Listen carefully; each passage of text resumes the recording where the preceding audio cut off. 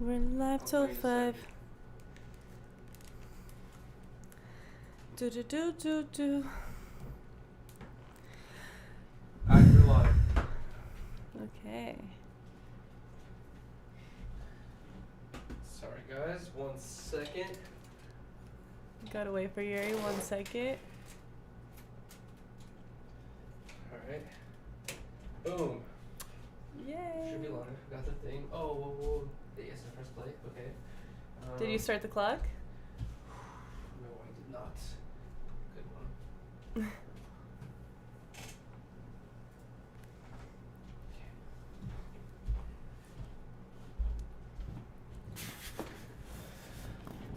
Scam, we need to add 25 seconds. I'll add 25 seconds for you. Okay. Whoa, why does it seem so bright now? I know. Hold on, let me turn it down Like a little it bit. is. I'm ghostly again. 1 second, guys. I'm sorry about this. Because it's light outside, Is too. that good?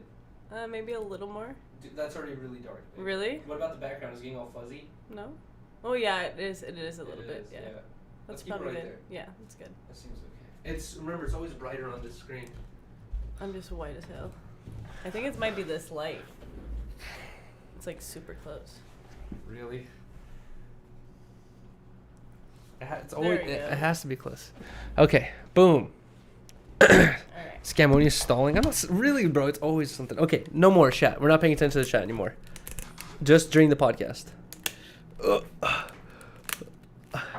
You just noted? No. Okay. Better hurry, spark it up with no worries. Harmonious gang with the big Yuri hyphy. Get lit just like me, big bossed up, chop it up with Riley. You better come with it to kick rocks, cause you now tuned in to 10 Talks. Now let's get lifted and take a shot. You are now tuned in to 10 Talks.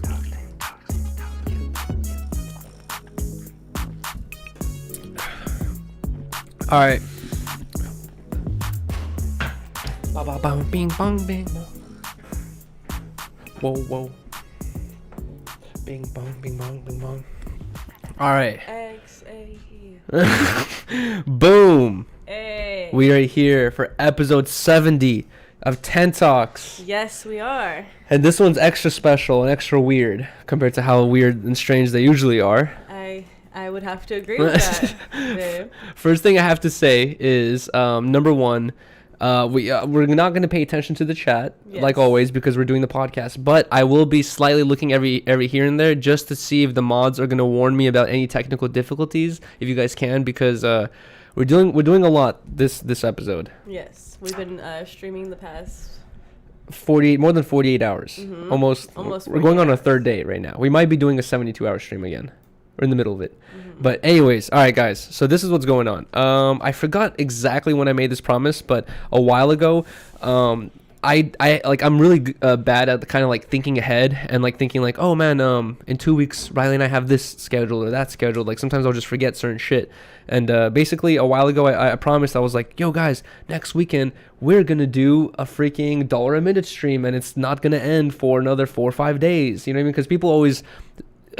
We've done a couple $1 a minute streams, and every single time it has to be me cutting it off. Yeah. It's always like, dude, no more. I can't stay on anymore. It's too ridiculous. Like I would start a $1 a minute stream thinking like, oh man, this might be an 8, 10 10, 12 hour stream, but no, it goes to like 24, 48, and then I'm like, bro, no more. I have to go to sleep at this point. So I've been promising for a while that we would do a $1 a minute stream where it's like there's basically no cap on it, and I thought 4 or 5 days would be enough. And we're in day 3, and it seems non-ending at this point. I know. I cannot believe you committed till Wednesday, babe. I was thinking like I have to provide enough room in which they can end it themselves. You know what I mean? In which they can naturally just fade out, and everyone's like, "Oh man, we did it." Disintegrate. Yeah, disintegrate. But like at this point, it's scaring me. Like I have anxiety that I'm like, bro, I'm gonna have to sleep on camera for the next couple days. I know. I think they might You do that? keep you going strong. I know. But anyway, so I made this promise. And I had not thought that Riley told me a while ago. She's like, hey, I'm not telling you what your birthday gift is, but she's like, we always go somewhere for your birthday, so you got to be ready for that. And I was like, okay. So I knew we were gonna go somewhere, but I didn't think ahead of time that like, oh, that birthday weekend is not okay. I promised to do the this $1 stream on that weekend. Later realized couldn't do it. We're going on a trip. We're going on a trip, and then as soon as we came back, didn't realize we're coming back Tuesday, and then immediately disconnected, and then like I was like, oh, we can't do that weekend, so I was like, let's do the following one as soon as possible. And then I wanted to do it after disconnected start on Friday, but then I also forgot that we had a listening to music stream, so we had to do the no jumper listening to music stream. We got home like at 5 or 6, and then we started the stream on this recent Friday, like 2-3 days ago, at 8 p.m. and it's Sunday 7 p.m. and we're still freaking going. Yes. I feel exhausted. I can only imagine how you feel. I feel super freaking tired. Because you have no breaks. I at least have some breaks. What do you mean no breaks? You haven't like chilled for a second. I went to sleep twice, a little bit. Took a shower. Yeah, I took a shower. 2 showers already. This is the most I've ever showered. 2 times in one day. Time. And I'm going to have to shower one more time because there was no body wash. Last shower I took after we did the pool thing. What was I going to say? Oh, it is the only reason why it's super tiring is like in the middle of the day, like right now. Riley, lower mic so we can see you. Okay, hold on. I lowered it. Hold on, let me see. Let's just do this. Boom, and then. Thank you.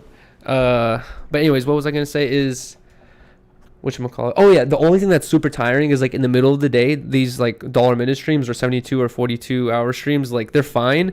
Like I feel like I have enough energy, it's fun, but then once it comes to like the nighttime where you really want to just unwind and just be like relax and like do nothing, like it's just a constant thing in my head where people can say that there's been boring parts of the stream, obviously, because we've been on for so long, but like in my head I'm like, I never wanted to be like non-interactive. I always want to be interacting with the chat or doing something or whatever, and like it's just crazy, like from as soon as you close your eyes to as soon as you open your eyes, that's the worst part, honestly. Like as soon as I wake up and I'm like, I'm on stream, like, oh fuck, here we go. Like that's why I kept saying in the morning, like, bro, give me 5 more minutes, 10 more minutes. I was like, I just need like a couple minutes of just chilling, and then we can get right into it. So, but you know what's even the worst part is last night I went to sleep, right? I went to sleep wearing the Glabo green shirt, and I was sleeping, and then like at 3, 4, 5 in the morning, I don't remember what time, I woke up, and to like a TTS or something like that, and then oh shit, okay, I remember. I woke up to like a TTS or something like that. And then freaking, I realized my shirt was off. And I was like, where's my shirt? I was like, and then I immediately got scared. I was like, no. Because I sleep fucking naked. So I was like, oh no, did I take my pants off? So I look and my shorts and boxers are still on. So I was like, oh, thank God. But I don't remember taking my shirt off. And I saw it sitting in the corner and I quickly just put it back on.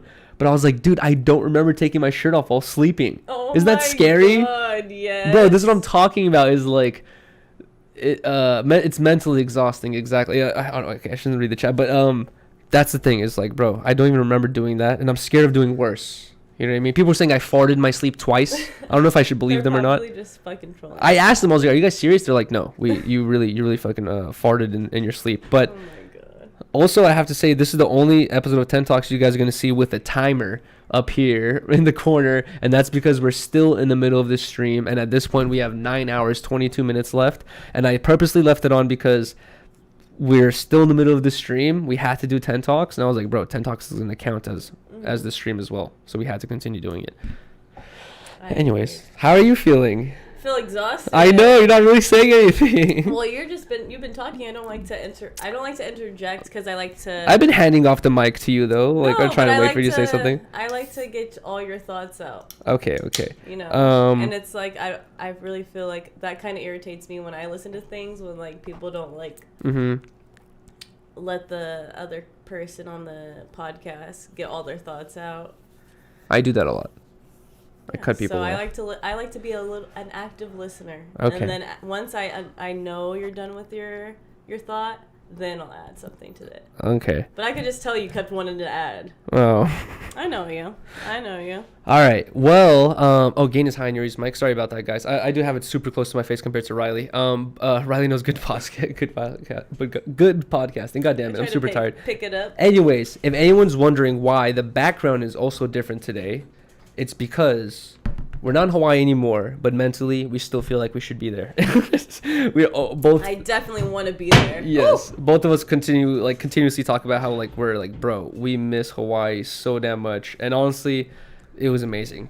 Basically, I had no idea at all. Riley told me, she's like, we always go somewhere for your birthday, because we've done 3 birthdays already so far with this past one, but before this one, we had done 2 birthdays, and each time we went somewhere, even if it was like an hour or 2 away, we went somewhere to hang out, spend a couple days or whatever. And she was like, every time it's your birthday, expect a gift and a little bit of a traveling thing. And I was just like, okay. So I thought Riley had asked me a while ago, she was like, where would you really want to go? And I was like, dude, I've been wanting to go to the redwood forest forever, the fucking giant trees in California. And she's like, okay. And then when she told me that we're going on a trip, I was like, we're going to the redwood forest, okay. Like, that's what I thought was gonna happen. And I had no idea that you would be planning a trip to Hawaii. I know, me either. What made you first think Hawaii? First, I was looking into the redwood forest because Yuri has always said that, but it was literally more expensive than Hawaii. Like, to get out there, plus like getting like an Airbnb or a hotel or whatever. Really? There, it was hella expensive. It was like, how long of a drive? ridiculous. I don't even remember, but I feel like it was like a 5+ hour drive, something like that.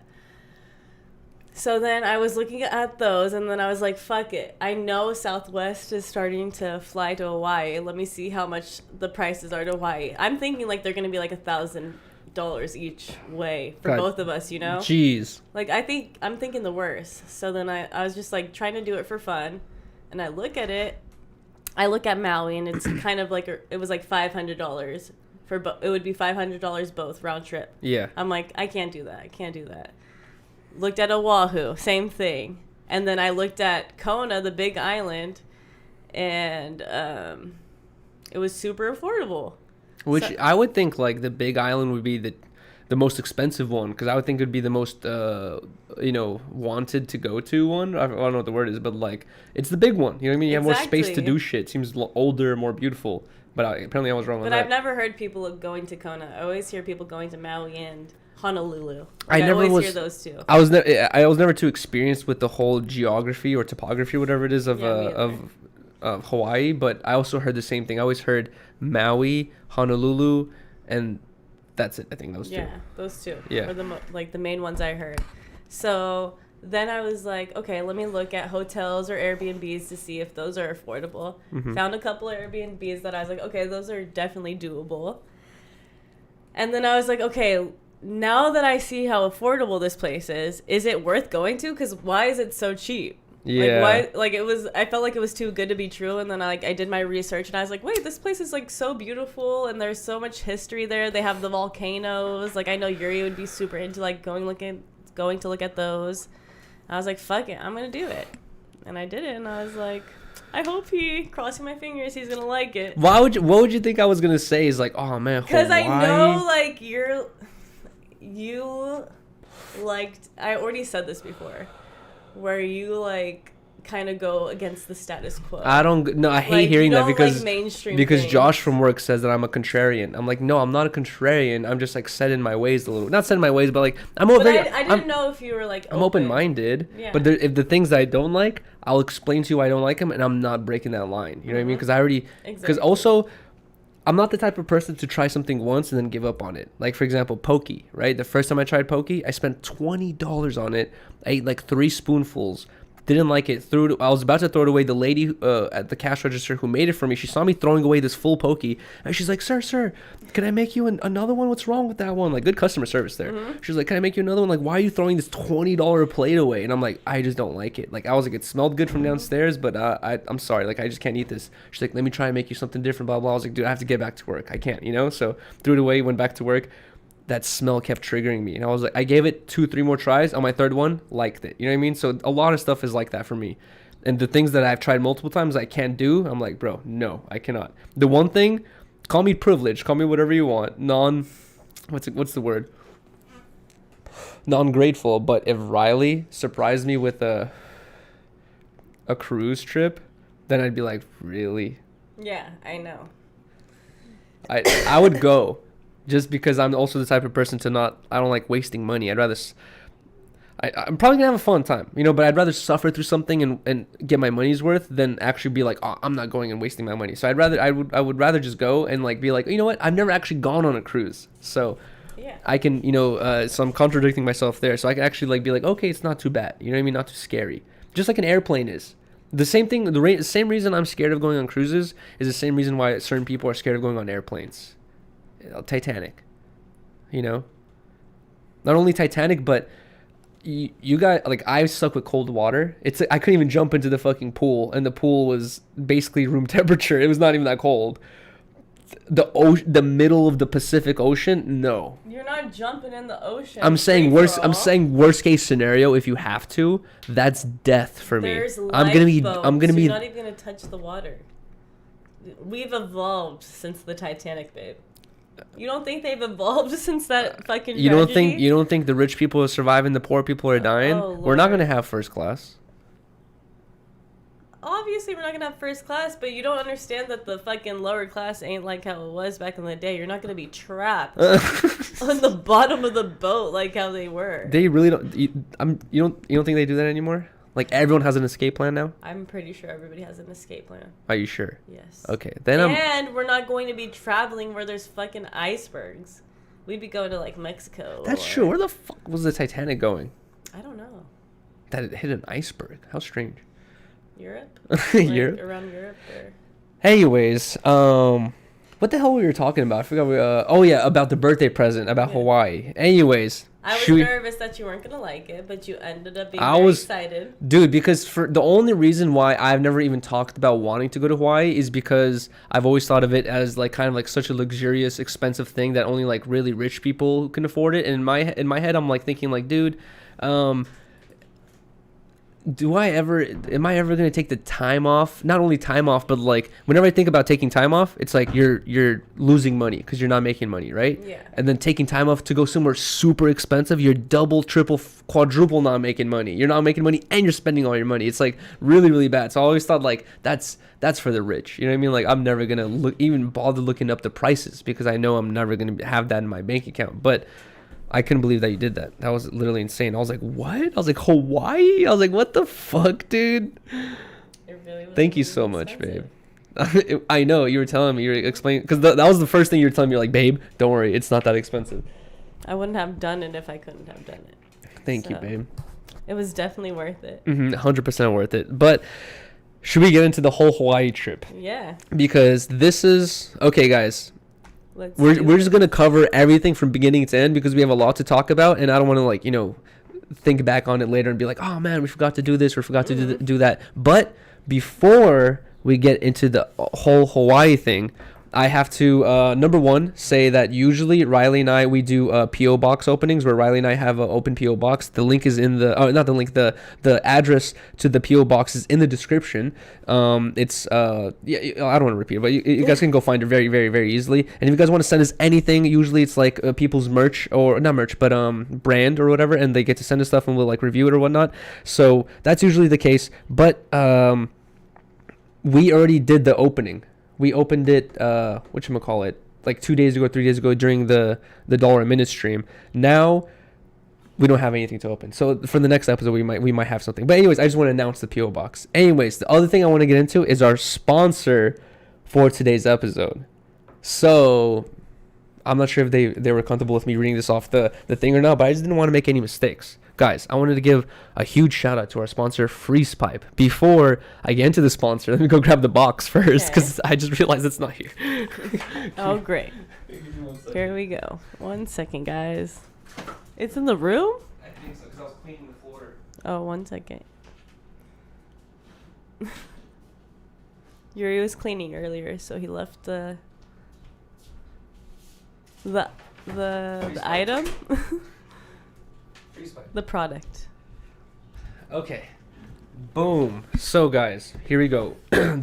Our sponsor for today's episode is this company named Freeze Pipe. That you guys, thank you guys so much. And you guys might be already familiar with their company and their products. I already actually opened this on stream not like I think a week or two ago, used it a couple times, and because it's a really freaking cool bong, I was like, bro, I have to use this immediately. So I had to use it. And just to explain to you guys, I'm not sure how well you'll be able to see this on camera, but I already like showed the stream, everything, how this thing works. But basically what we have here, guys, is a whole Klein Bong setup, and we have everything in here that you need to like dab or smoke in every single way. So you have the actual Klein Bong here, where this perk or way of diffusing smoke or whatever is really difficult and expensive to make. So these types of bongs are usually very expensive.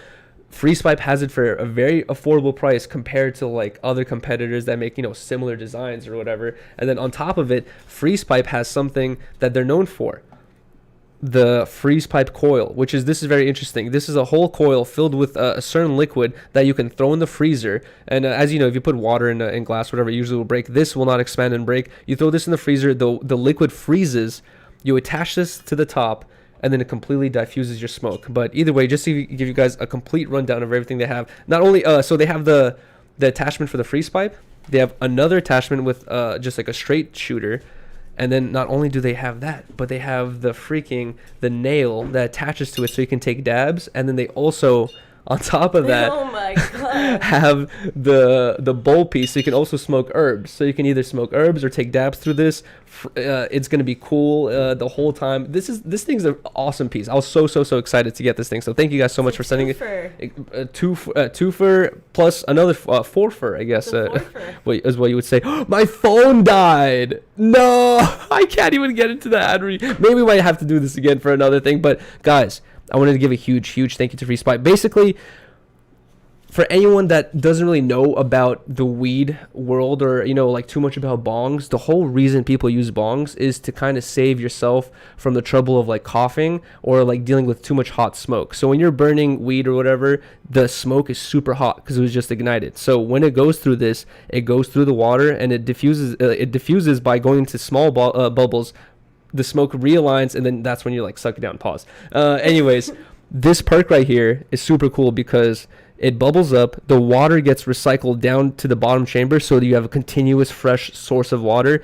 All the smoke is getting diffused very evenly, and then on top of that, which that already is very good for you because that cools the smoke way down. On top of it, you take this thing right out of the freezer, pop it on top, and then you take a dab or a hit. It's gonna be so smooth and cool. Good job, babe.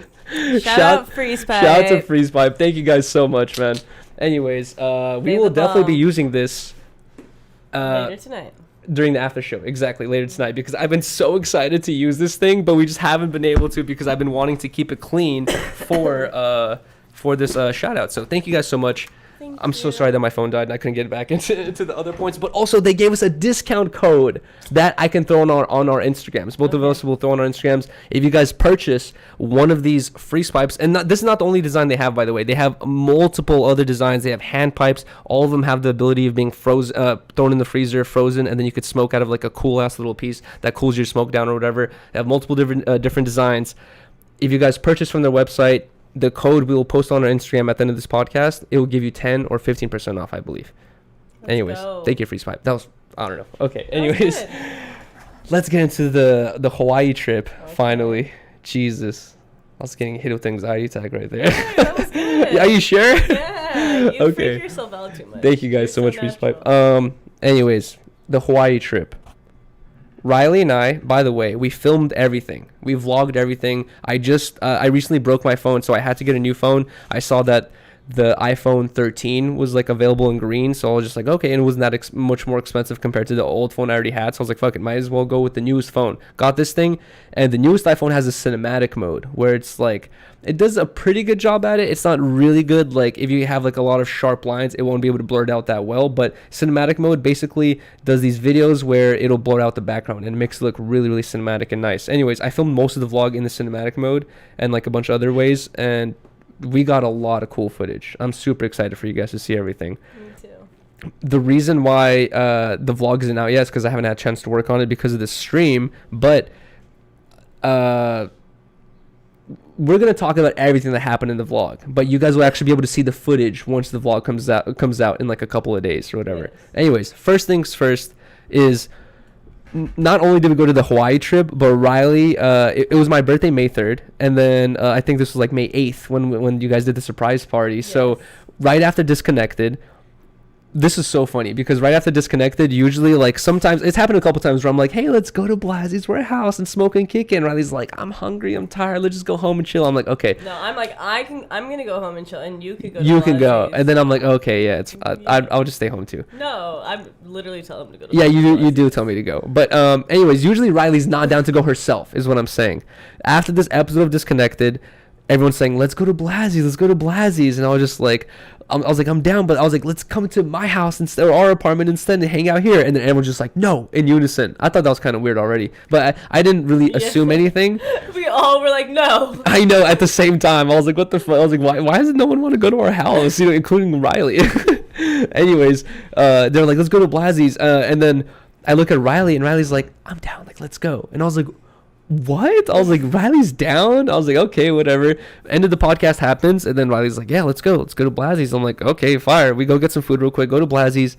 What's funny is we park outside. We're waiting outside Blasie's front door because he has to come and open it or whatever. High security over there. Anyways, we're waiting for him to open the door, and then I get a notification on my phone. And usually, like, I have my phone on, like, I'll like ignore a lot of notifications because I get so many. Do. And then this one, I was like, oh, let me see my phone real quick because we were just waiting. We were just killing time. So I just look at my phone and it says, it's Riley G's live. And I was like, what the fuck? I was like, oh my God. I was like, immediately I thought, I was like, did we say anything crazy accidentally? Like, did we talk about something we weren't supposed to talk about? I was like, babe, you're live, blah, blah, blah. And she was just like, oh, whoops, like, sorry. And I was like, oh, damn, like, that's a crazy mistake. And I literally tried to keep it live too. And then he was like, you're still live. Like, I did? Yeah. I was like, oh my God. Bad. That's so funny.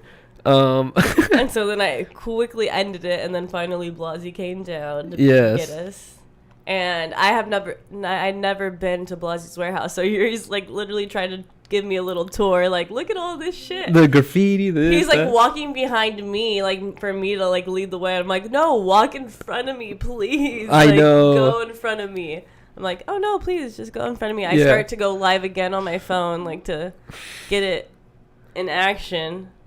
And then we get to the top hallway, and then Blasey's already opening the door, and he's kind of like greeting me in, and I was like, babe, look at all these posters that Blasey has worked on, blah blah, all this stuff. And then Riley's just like, okay, cool, and I'm like, kind of disrespectful. I'm like, this is kind of cool stuff right here. Like, why are you just showing it off? And then both Blasey and Riley are like, kind of disrespectful. Both Blasey and Riley are just like, just come in here. And I look, and like, it was so dark, so I could barely see anything. I look, I'm like, oh, what? I was like, there's a couple people in here. I'm like, well, who is? I'm like, I see hella people. I'm like, what the fuck? I see Gleb, Scumbags. I start seeing Phil, Andy, like all these people. I'm like, what the fuck's going on? They're like, surprise. I'm like, bruh, no freaking way. I couldn't believe it. Long story short, I gave a huge, I was like, babe, thank you so much for doing this. I was like, how did you plan this? I can't believe it. And then Riley's like, oh, actually, she's like, Blasey hit me up saying he wanted to do this, and I just invited all your friends because like I know them or whatever. And I was like, what the fuck? So I was like, dude, thank you to fucking Blasey. Huge thank you to Blasey for doing that. That's insane. I never had a friend do something like that. Co-workers. And huge shout out to the Sandbox for setting everything up. The tables were dressed in orange tablecloths or whatever orange it is. Balloons. There was orange balloons and stuff. It was so cool. We were there till like 2 in the morning. Riley and I get home. Riley's like, let's go to sleep. I'm like, dude, because that night of the surprise party, the next morning, Riley and I had to be on a flight like at 10 in the morning, and then at LAX, which in LAX 10:40. LAX, you got to show up 2 hours beforehand because it's so freaking busy with all this. You're going to deal with so many little things that you have to show up very ahead of time. So if our flight was at 10:40, we got to be there at least by 9. You know what I mean? Like, that's the minimum. So we have to wake up by 8, probably. Anyways, the next day, we get home at 2 in the morning. Riley's like, let's go to sleep so we can wake up early. I'm like, dude, no. I'm like, I don't want to get to Hawaii and not have a car and like find out where we rent a car, do all this stuff or whatever. I was like, let's rent a car now. So once we get there, we'll be fine or whatever. So we go online.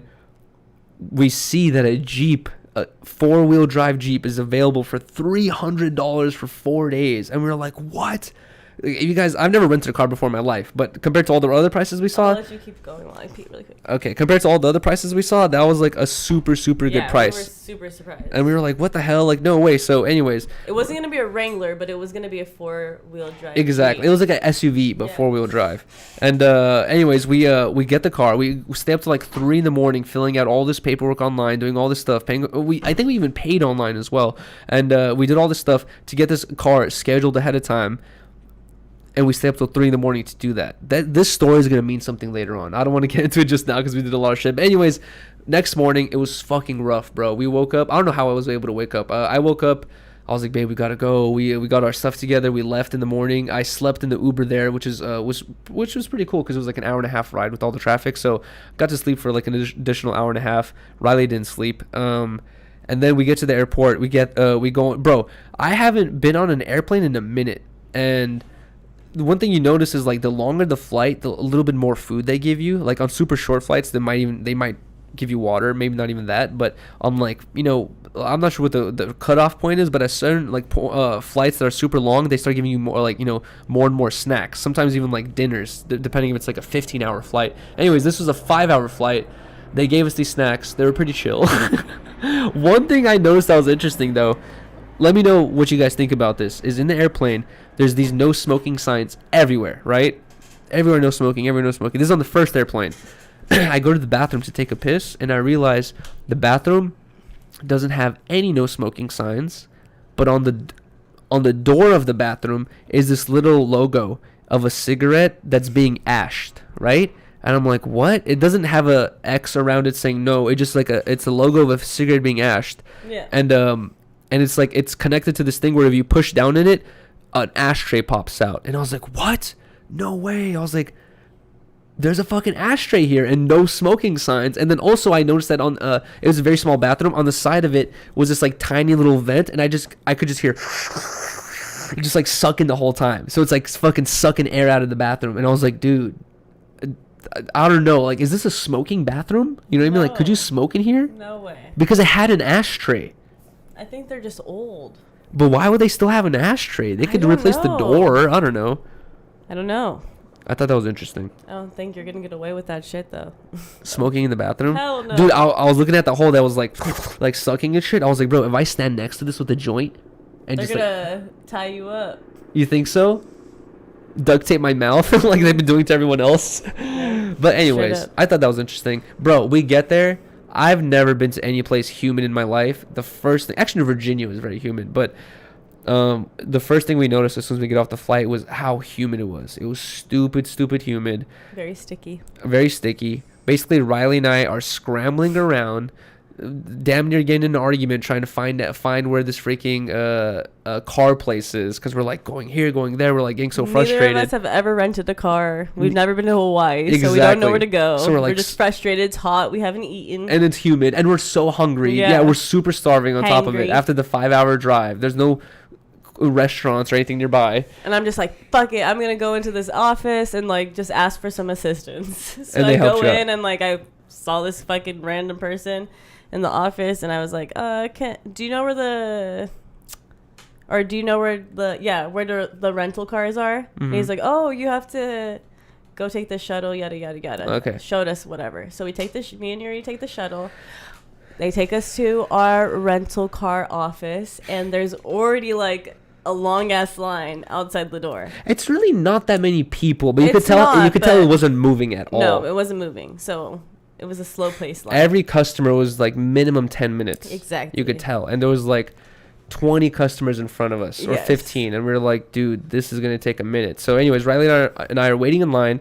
I'm already thinking, Riley and I are discussing amongst one another, like, is there another line for people who did this online? Like, this seems like they're answering all the questions we did online already. Like, we're already kind of thinking, like, are we wasting our time even asking, like, in this line? Is there another line to go to? Anyways, whatever. We wait the 30 minutes damn near it takes to get to the front of the line. Finally, we get to the lady, and then immediately she starts asking us every single question that we answered online the night before. So like I said, we stayed up late trying to get these questions done and get this car rented so we can not deal with this stuff, and we could just like head on our way. And she was asking us all the same questions, and I'm like 5 questions in, I'm like, hey, super nicely. I wasn't being like, what's going on with this? I was like, hey, we already answered all these questions last night online. Like, we specifically, like, kind of, like, did this online so we wouldn't have to do this here. Like, why are you asking the same questions? And she's just like, oh, you did it through a third-party thing, so it doesn't go to us. And I was just like, what the hell? Like, that's kind of annoying and weird.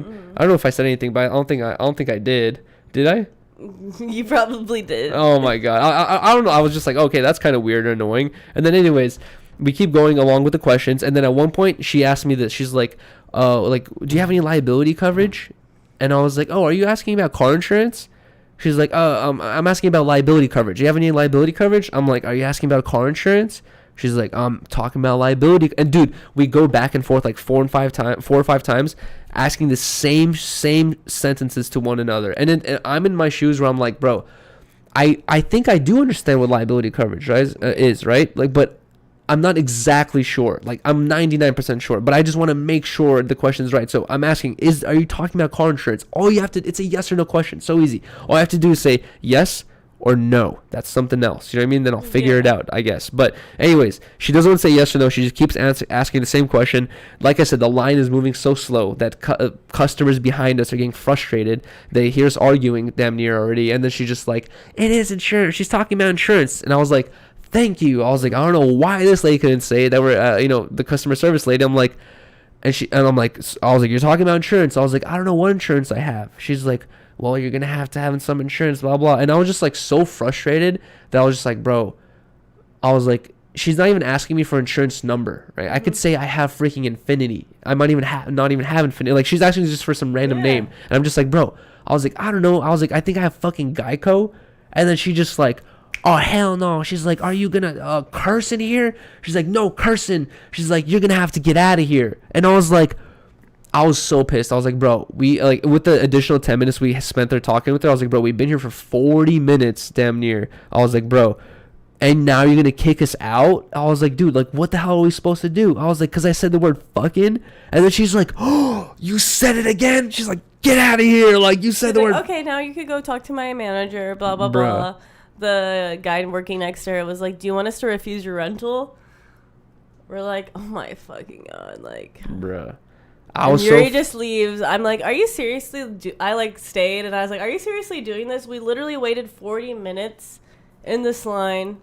We weren't even trying to like harass you or give you any hard time. Yeah. He was having a question. Like, it's like, we're getting kicked out for this. And she's like, you should have thought about that before, blah, blah, blah. And I was like, okay. Dude, I've dealt with enough customer like service people, and also I worked in customer service and I've had like 9 different jobs before. It's like, bro, all she has to do is say yes or no. Well, you know then right after, the manager came out like literally within seconds, took care of us within 5 minutes, bro, under 5 minutes. And then what's even more frustrating is the manager is just like, what happened? And I explained to her everything that happened. I felt like a fucking kid like explain to the teacher like what the hell, like tattling type shit. She's like, what happened? I'm like, this lady did this is like whatever, blah blah. And then she just like starts laughing, takes us to the office. She's like, okay, we're gonna get you guys situated. Yeah, gets us all handled. We have everything figured out. And then she's like, it's so crazy. She's like, that lady's been here for 10 years and she still works that position. She's like, I've been here for 2 months and I'm manager now.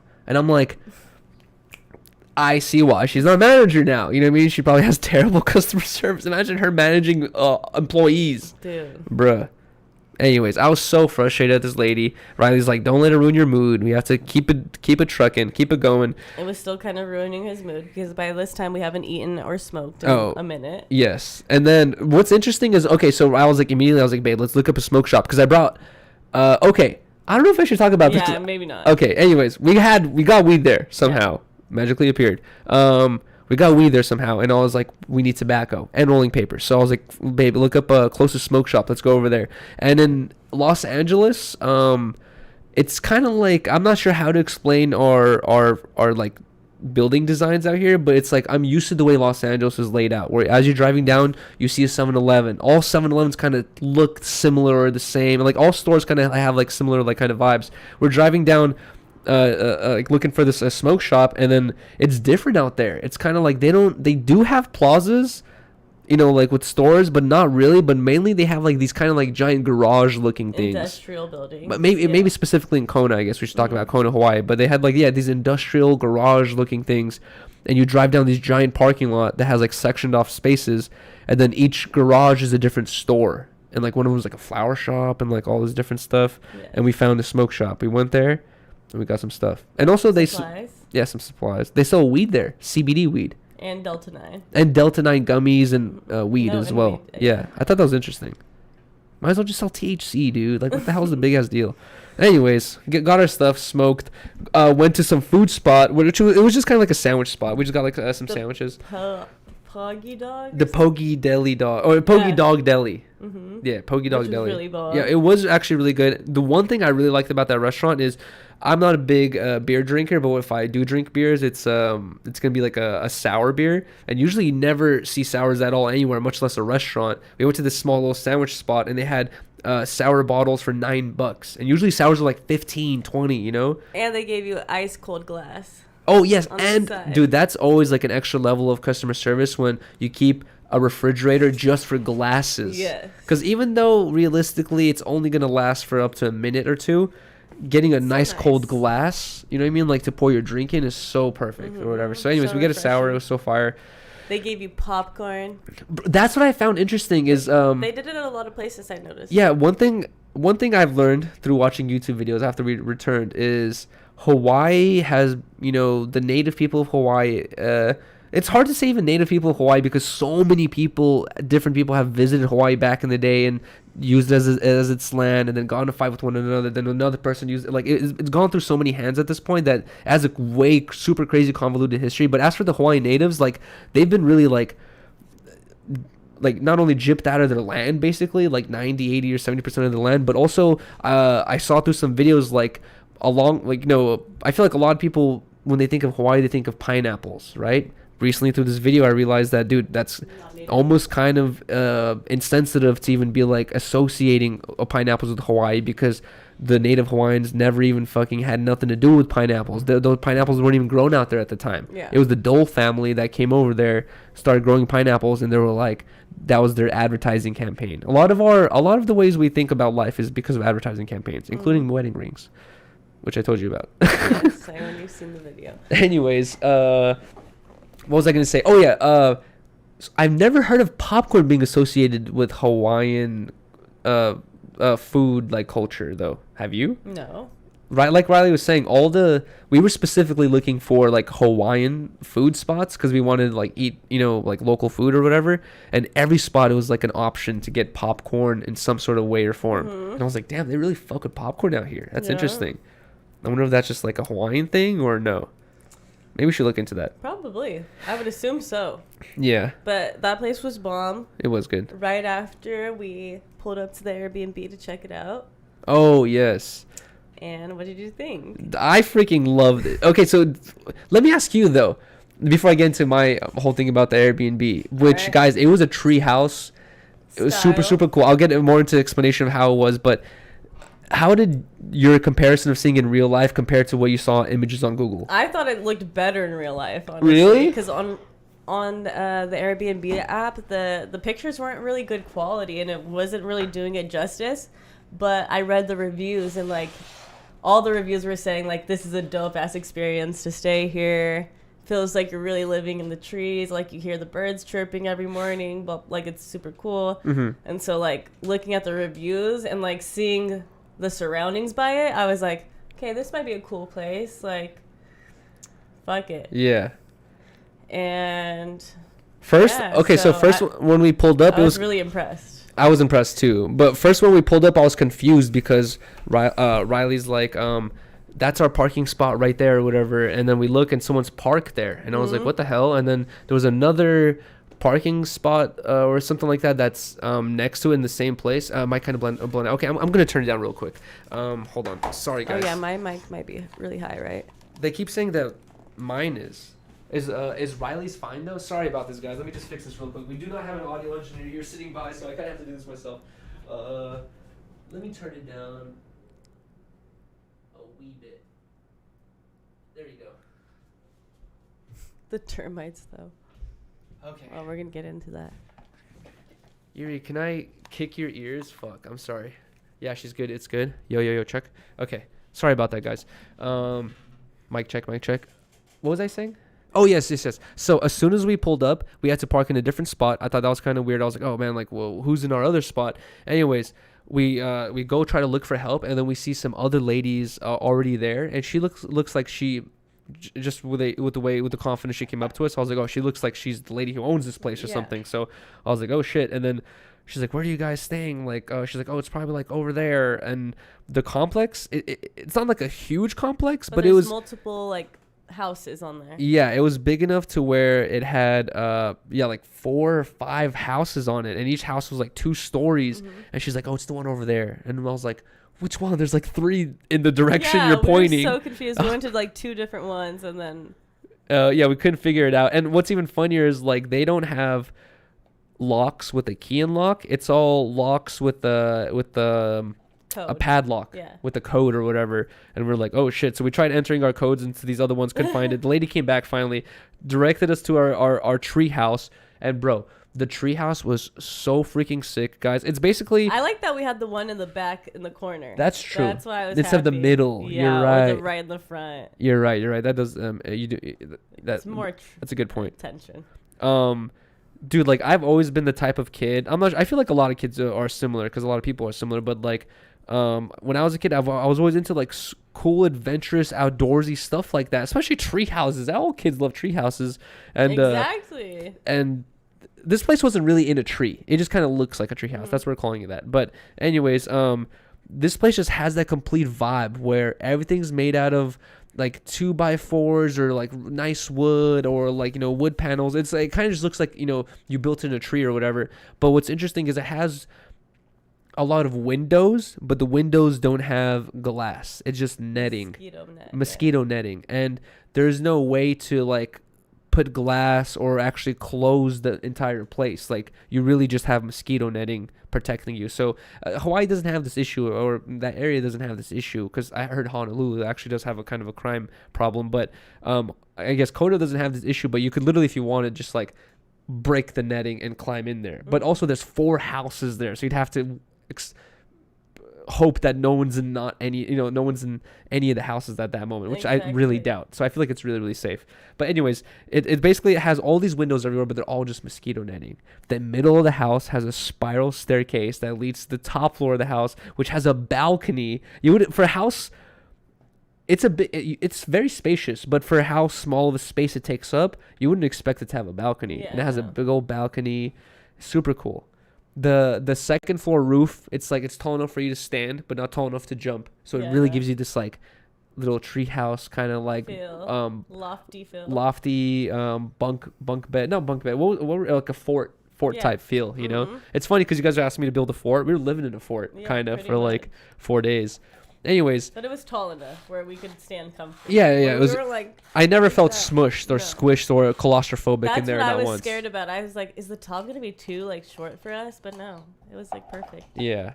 No, it was. Yeah, exactly. It was pretty much perfect. But okay, so I don't want to. Should we start with the first day?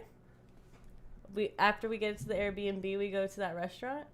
Oh, I forgot about this. Yeah. Okay, so we get to the Airbnb, we unload our stuff. And then Riley's like, we have a couple hours left of the day before the sun completely sets and it gets dark. Like, let's try to do something today. Because we didn't expect... Oh, let's get food. Yes, we were hungry. Because we didn't expect the car thing to take so long. Yeah, we thought we were going to have more time. And, dude, like, from our Airbnb... It's funny, because from our Airbnb, you exit out of the driveway, and you can go left or right. And the whole time we were there, we only went in the right direction. We didn't go to the left of the island at all. Not once. So that was really freaking funny. But...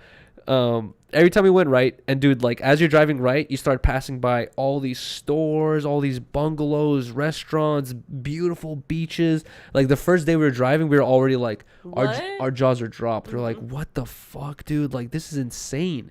When you're leaving the airport, you're surrounded by lava, and it kind of looks like a desert almost. You're like, it doesn't look like too different almost. But then once you get to near the beach where we were staying, you're like, whoa, like, everything's so beautiful. We're really in Hawaii. Exactly. You really feel like, damn, like, really out here right now. Like, what the fuck? So we try to like find a restaurant, and we find these 2 restaurants that are right up against the water. We put our name down for this first restaurant. They said it's going to take a while. We go walk over to this other restaurant. We think we put our name down. Oh. And we're like, okay, fuck it. Let's go smoke before they text us. Yada, yada, yada. Because they said it was also going to take like 30, 40 minutes. Mm-hmm. So we're like, we have time to go roll and smoke. Okay, let's go do that. Joint. We realize it's taking a long time. And I just realized I never got a text message from them, like, confirming that they had my number. And so I was like, that's kind of weird. Should we go talk to them? So we go back, talk to the host. Wait, hold on. But when we leave, there's no one behind us in line. And she's telling us like, 30, 40 minute wait. We're like, okay. So we leave. We go smoke this joint. In the middle of the joint, Riley's like, oh my God, we never got that confirmation saying that like, oh, you're confirmed. And then you get another text saying come through, right? So we never got the confirmation. Riley's like, oh, fuck, we should finish this quickly and go back. So we finish it, go back. And then when we come back, there's like 10 people in line for this place that already has a 40-minute wait. And then usually I'm never the type of person to like butt into like huge lines like that because it feels hella uncomfortable and all that stuff. But I was like, hell no. I was like, bro, there's no way I'm gonna let all these 10 people like wait in front of me especially after the car situation. I was like, I'm going straight to the front. I fucking went straight to the front. And what's perfect is I saw the lady and she was just about to help the next customer. I was like, hey, sorry. I was like, sorry about this, because he was about to say something. I was like, yo, sorry about this, dude. But I was like, I was like, I put my name down like 30 minutes ago, 40 minutes ago. I was like, I don't think we got that text. And she's like, she instantly recognized me. She's like, oh, Riley. She's like, my daughter's name or granddaughter's name. She's like, fuck. She didn't say fuck, but she was like, crap. She's like, I didn't put your number in. She's like, I'm so sorry. And then she apologized to the dude. She's like, I'm sorry. She's like, I have to seat them next or whatever. And I was like, thank God. I was like, hell yeah. And not only that, but she got us a really nice place right in front of the water. The restaurant had like 4 layers of seating, and the only one was next to the water. And she got us right next to the water. It was so fire. It was so nice to start our first day like that. I felt so awkward after doing that to the dude that I didn't even make eye contact with him. I was like, after I was just like, yo, keep a push. I was like, yo, like I told her all that stuff. She's like, oh, I got a seat, because they would have got that seat. I know. She's like, I got to seat them right now. And then he didn't even say a word. No, I didn't even look at him. I was just like, oh man, like that was so awkward, but fuck it. She should have put her name down. Yeah, right. Anyway, she seats us at this beautiful seat, and we had some pretty good food. It was very good. It was okay. But the one thing I ordered was amazing. What did you get? Oh, the Kahlua pork nacho. Yeah, it was like, so Hawaiians are known for cooking pork in very delicious different ways, and Riley got some pork nachos. And they look super delicious. I had a couple. They were actually really good. But I had too much sour cream on it, so I don't eat sour cream, so I didn't want to eat too many of them. But they gave me onion rings. Bro, these onion rings cooked to perfection. They were beautiful. The onion doesn't pull out as you're eating it. They were steaming hot right out of the freaking grill or whatever it was. And they gave it to me with barbecue sauce. And the lady walked away so fast that like by the time I noticed the barbecue sauce, she was gone. I was like, what? And then I was like, no, like you can't give me onion rings with barbecue sauce. And then like she did not come back. I had to go find my way to the kitchen area. Went to the kitchen area, asked for a cup of ranch, and by the time I came back, the onion rings were cold. And that was my only complaint. If it was not for that happening, that would have been like the most magnificent fucking display of onion rings and onion ring experience. But the fact that they gave it to me with fucking barbecue sauce and no ranch, and then doesn't come back for 15 minutes to check on us, I was like, bruh, no. I should ask them to rewarm them up at that point. Dude, I thought my fucking shit was bomb. So what else did we get? We got that in calamari. No, we got shrimp and chips. Which is so bad. Yeah. So. But our friend Bubby loved them. Oh wait, hold on. We didn't even bring him up yet. Okay, so you know what's funny? We had that whole dinner, and then Riley and I get home. We start rolling up a joint to smoke or whatever. And hold on, I'm gonna get into the joint smoking out there right now too. We roll up to a joint to smoke out there, and what's funny is Riley's like, oh man, like she's like, everything's so beautiful, everything's so perfect. She's like, the only thing we're missing is Luffy and Lola. And I'm like, oh man, like I feel you, you're right. Like it'll be sick to come home to them, because that's what we do. We come home, we're like Luffy and Lola immediately, and then 5-10 minutes later, we just hear. And I was like, immediately I was like, no way. We're like, what? Are we tripping? I was like, exactly. I was like, what? I was like, we're just talking about missing them. I was like, what the fuck's going on? And then our door, like I said, we have netting everywhere, including our front door. The only thing keeping our front door closed is like a barn door that slides open. Realistically, you could just fucking pull it and you could still get in there. Anyways, it's a barn door that slides open, and I slide the barn door open, and there was a fucking cat with a blue handkerchief with a little a fish skeleton on its back. So funny for Hawaii stuff. A fish skeleton handkerchief on its neck and just meowing at our front door. And I'm like, no way. I'm like, babe, look. I'm like, there's a cat right here, dude. I was like, come in. Riley invites the cat in. The cat just makes its way in and then just starts just meowing. And Riley and I are just like, oh man, he must want some food. We took home that shrimp and chips that we got. Yes. The shrimp was just so fishy. It was so bland. It tasted fishy as fuck, which we were tripping at because the fish was supposed to be fresh right by the ocean. Yeah, right? So that's where I was like, I was just like, oh, I hope not everything's going to be like this. Thankfully, it wasn't. Because in reality, I feel like a lot of people who don't eat fish don't know this, but that fishy taste comes from age. Like anchovies, all that stuff. It's been sitting there festering for a minute. You know what I mean? It's safe to eat, but it has that strong fishy taste that some people like. But fresh ass fish, some of it, you know, like a lot of them, like they don't have that crazy taste to them. You know what I mean? Yeah, it was not good. The fries were good. Yeah, exactly. But anyways, we give him a couple of shrimp. He eats like one or two of them. He was okay. And he just kept meowing. No matter how much shrimp we fed him, he would just not stop meowing. At first, it was cute. It started getting really annoying later on. But guys, first thing I noticed when Riley and I were out there, I should have said this when we went to that smoke shop. It's honestly, it was getting very frustrating. I can say that living in Los Angeles, there's been many times I was frustrated with how dusty my weed has become. I'm like, oh man, this shit's basically dusty. I could blow it, it's gonna fly away, right? And it's so hard to roll dusty weed for certain people. But I've kind of already adapted to it, and I already know how to do it. In Hawaii, it's the exact freaking opposite problem, where I didn't have a grinder. And usually in LA, you can just take a nug. No matter how fresh the nug is, you could just take the nug, and with your fingers, you could go like this, and it'll break apart into small pieces. You take the large, small little large chunks. You do the same thing, and like you could break up weed with one hand, basically. Bro, in Hawaii, you try to do that, and you're gonna ball up the weed. You're basically gonna press the weed into a ball. That's how wet it gets. It's insane. Impossible.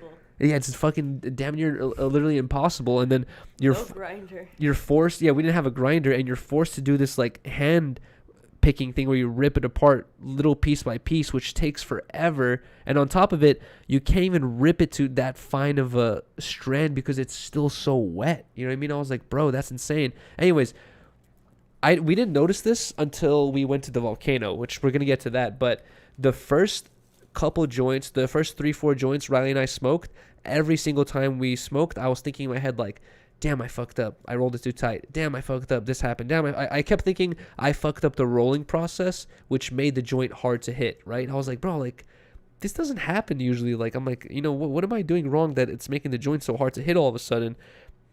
Later, we realized it's so humid in fucking Hawaii that if you leave a joint out for too long, it just gets too wet to smoke. It's insane. Like, it's hard to explain, but like, it doesn't get dripping wet. You're not gonna press it, and water's gonna press out. Like, you don't even squeeze out, but like it's just moist. It's so moist that like, and it tightens up. Exactly, bro. It's so weird, dude. But it was getting frustrating. I couldn't deal with it at a certain point. Like every time we were rolling weed, I was like, babe, I can't do this. Like, it takes me 3 to 4 minutes to roll a joint, maybe 5 sometimes. It would take me 10 out there. Yeah, it was insane. 100%. But yeah, after that, we hit up Walmart, got some groceries. Oh, yes. Wait, that same night? Yeah. Oh, we did? I'm pretty sure we did. Okay. Yeah. Hold on. You want to talk about what we noticed the first night when we were trying to go to sleep? What? Oh, the smell? Yes. Well, number one, guys, it wasn't. It's funny because I remember when my parents went to Hawaii, and I was asking my mom, I was on the phone with my mom when she was in Hawaii a long time ago. I was like, how's the weather out there? It must be sunny and beautiful. She's like, it rained like 4 or 5 times today. And then in my head, with LA weather, I'm thinking like, oh man, that sucks, dude. Like LA, when it rains here in LA, it kind of like, it's drenched and it's cold and you don't want to do anything. It's like, it's just not, good weather. And she's like, oh, it rained 4 or 5 times today, but we're on the beach. And I'm like, what? Like, that doesn't make sense, But then once we were in Hawaii, I was like, oh, it rains like all day, every day, Mm-hmm. basically, but for like a little bit, and then you won't even notice the rain. It like evaporates so quickly because it's so humid, you know? Right. But anyways, we were going to sleep. Yeah, Finally we're going that night. to sleep, and it keeps raining, and we just get this horrible smell like coming into our room. And I'm over here thinking like, oh, we're in the jungle. There's probably hella wild animals. We were around. surrounded by plants everywhere. Everywhere. So I'm like thinking, oh, once it rains, probably all the poop from the wild animals is getting wet, and the smell's just like seeping into our room because it's all open. Uh-huh. And that's what I was thinking. I was agreeing too because I was like, babe, I was like, I didn't want to say it because like, I don't want to like crap on the place that you got, but I was like, I had already been thinking once it was raining, like, because it was drizzling, but then it started raining hard, and I was like, dude, like, there's this foul ass smell coming, like, I don't know what the hell this is. I didn't say anything, and then Riley finally brings it up. She's like, yo, it smells, huh? And I'm like, dude, like, I've been noticing that, like, what is that? And then and Riley's like, oh, I think it's like because we're surrounded by all this wildlife and trees. She's like, it's probably all the poop. Like it gets wet, and like she's like we're probably not used to the scents out here, you know? Like that's probably just like normal. And I was like, yeah, I can see that happening. It's fine. And what sucks is the whole Airbnb, you don't have that smell anywhere. It's only In above the our room, bed. yeah. Not even no. The Above room our was bed. fine. It was just above our bed that you could smell this shit. And we were just like, dude, what is this? And we dealt with it the whole time. This fucking crazy stench. I know. What did we do the first day? Okay, so anyways. That was it. No, I mean, okay, no, that was the first day. It was kind of like a 75% of a day or Yeah. 50% of a day. We went to sleep, but what did we do that first day? We had a first full day. We went to Hapuna Beach. We got breakfast at Lava Java. So good, guys. Best breakfast out there in Kona. I have to say, if you're in Hawaii, especially Kona, Lava Java, bro, what is it called? The plain breakfast, or I forgot what it was. it's kind of like the basic breakfast, bro. It's $13.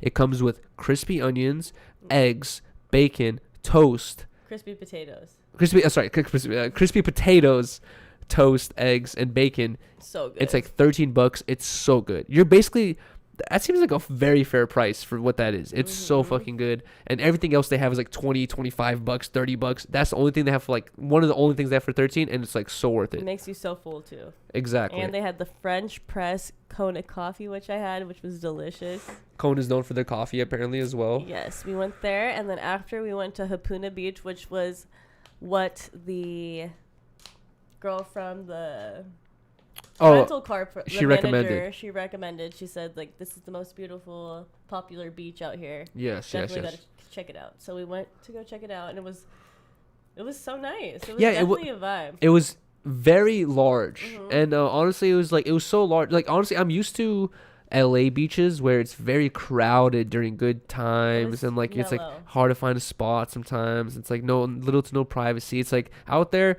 it was pretty packed, but not that packed where you can easily find a spot where there's like 10 feet around you of emptiness. You know, it was very, very chill. We had a good time there. You're just amazed by the watercolor. Exactly, bro. I've always seen footage of shit like that, of like super green or blue water, clear shit. I'm just like, wow, dude, like that shit looks so cool or whatever, right? I never thought in my life I'd see it personally. You know what I mean? Like whatchamacallit, because honestly, as a video editor, I know that with certain water, you can, color adjust and do certain tricks to make the water look nice and clear. You know what I mean? Like not too clear, but like pretty nice. That shit was like just straight up in real life, just green. Like you're this close to it and it's green and it's clear. You're like, what the fuck? Like that doesn't even make sense. Exactly. It was so weird. And not only that, but it was warm going into it. It was so warm.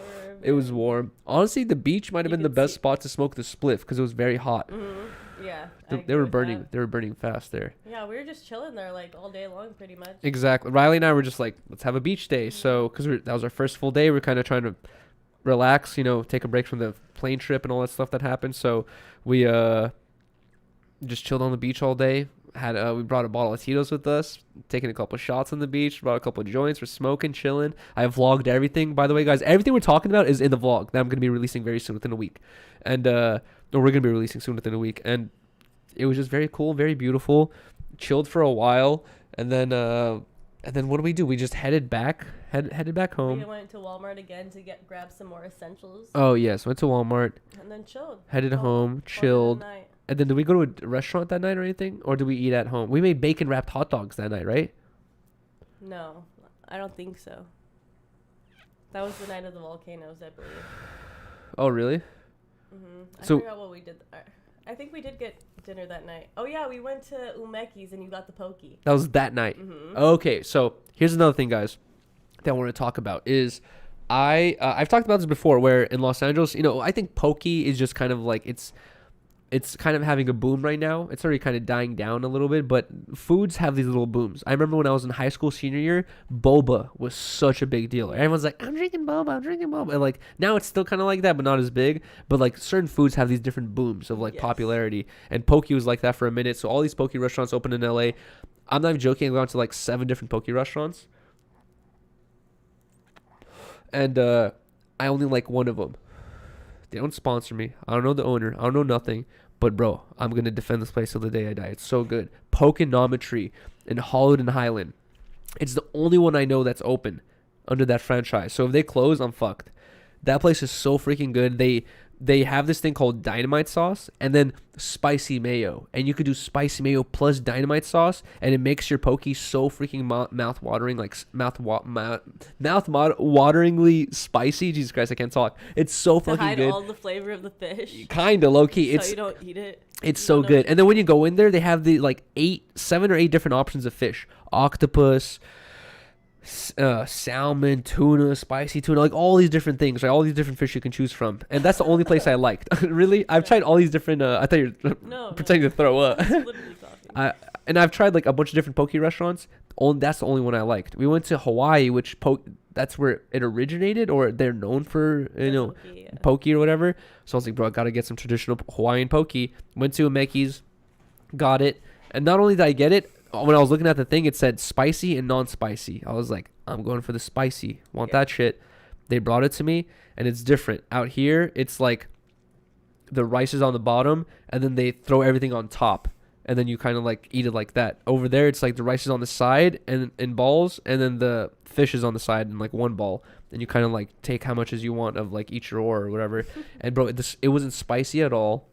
It wasn't fishy at all. Like it was fresh. It didn't have any type of fishy taste. It was good, but it was just too gooey and chewy, like too like fishy for me, I guess, in that way.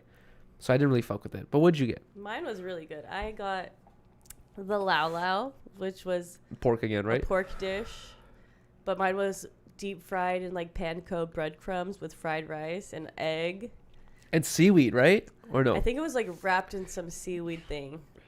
But I fucking loved it. I loved all the pork I ate. They're known for their pork out there. I wonder if it's like wild boar or if it's like imported pork. I feel like it's fresh, right? On the island, probably. That would be boar then, which is still pork technically. You know what's interesting as well is when Riley and I were going to Hawaii, we were doing a little bit of research, and one of the one random article I found was some articles saying that Hawaii has because Riley and I were looking at what native species live out there. We were thinking like, it'd be cool to see some native wildlife. Riley wanted to see the nene and whatever, because that's what Hawaii is known for. And we were trying to see what other species they have out there that is only known to Hawaii.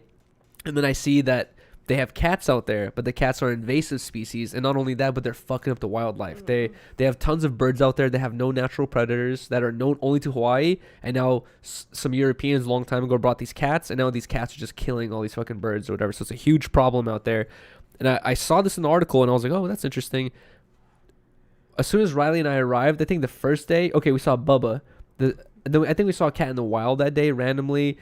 We saw another one in the parking lot of Umeki's. And then as we're sitting down eating at Umeki's, I'm eating my poke. I look to the side. We see that black cat. Yeah. And basically, we saw so many wild cats out there. I was like, damn, it's like, it's real. You know what I mean? Like, I read in the article and I could see in real life, they have cats everywhere. And all these cats are just wild critters that are like eating the easiest thing they can catch. And they're not really scared.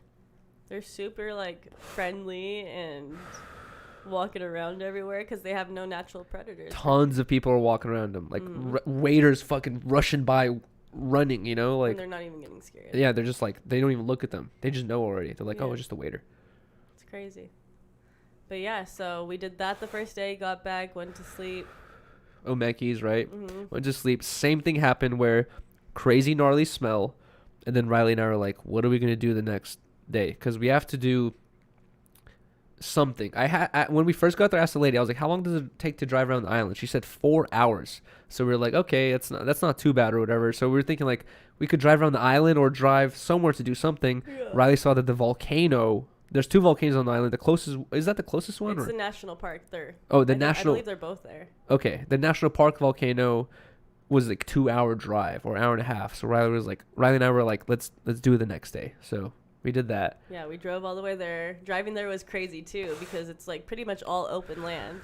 It's all open land, and what's interesting as well is we talked to 2 natives, or not natives, but people who grew up out there basically. One of them was born out there.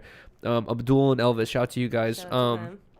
We were talking to them, and they didn't really have. They had like a little bit of an idea, but I don't think they had a clear answer. So it'd be interesting to talk to someone who's a little bit older and has been out there for a long time. But as you're driving through the land, you're gonna see a bunch of grassy fields, like wheat growing or whatever, just like natural stuff. And then all of a sudden, you just see a bunch of lava rock, and it doesn't look like, just some of it looks like crumbled, like it's been excavated or whatever, like moved around, but a lot of it looks like it just flowed yesterday and just cooled down. It has like all these wavy marks behind it and on it and stuff. And then you enter these lava areas and they continue for like a mile, and then you look around and you realize that if you look at the lava, it looks like a river going up the mountain that slowly gets smaller, and it goes up to the tip of the volcano, and you're like, whoa, this is a giant lava flow. And guys, like the amount of land it covers, like it would take you 5 hours to walk that distance, probably like an hour to drive it. You know what I mean? Like it's such a long distance, and there's lava a mile long going down the whole way. It's so much fucking lava, cooled down lava. And I was asking the local dudes that we met, I was like, yo, these lava patches that we're driving through, how old are they? Like, when are they from? Are those recent? And they're like, those are old. Those might be from the 1960 explosion. And I was like, bro, that's insane that it still looks so fresh. You know what I mean? Like, it's insane. But anyways, we drove through a bunch of cool stuff on the way there. And we did a halfway stop at a little lava walk too, right? Yeah, a little trail thing, which was pretty cool. But once we got there, we noticed definitely a difference in weather. Oh, yes. It was way colder. Super windy, foggy. Yeah, it got hella foggy. Yeah, immediately. But I luckily brought like extra pair of clothes and stuff. I didn't. Yeah, you didn't. I kind of messed up. I didn't even bring this up, but when Riley and I were going there, I was thinking, I haven't traveled much. I was thinking Hawaii, okay, sunny during the day, probably freezing at night, Ooh. So I brought 5 pairs. You want to take another shot?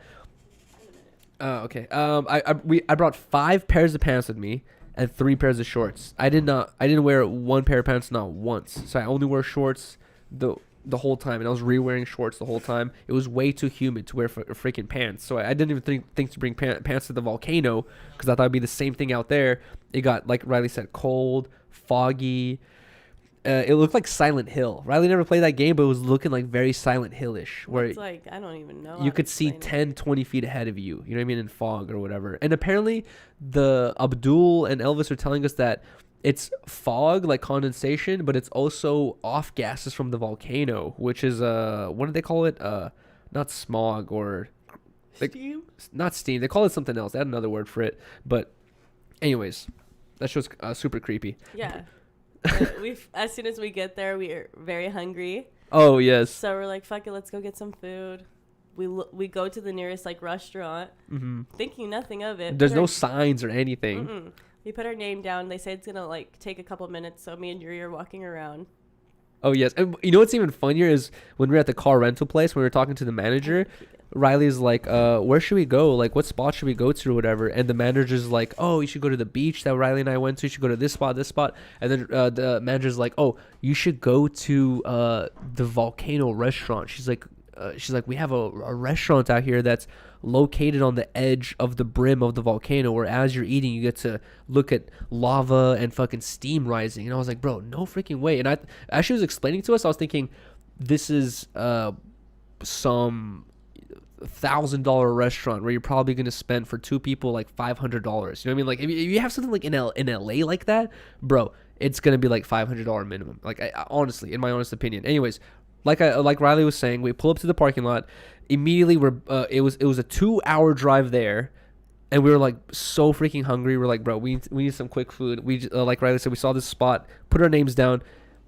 As we're walking around, just like kind of waiting for the 5-10 minutes for the time to pass by, we realized like, oh shit, look at this window. Oh shit, there's the volcano. Like, oh shit, like we can see the smoke and stuff. And then Riley and I both realized like, dude, this is the freaking restaurant. And I think I immediately like turned to Riley and I was like, hey, how expensive is this gonna be? Like, this is gonna be an expensive ass restaurant. And then we sit down real quick, look at the menu, and it wasn't that bad. Like the most expensive thing they had there was like $40. Yeah. You know, it wasn't that bad at all. It wasn't bad. I got a hamburger. What did you get?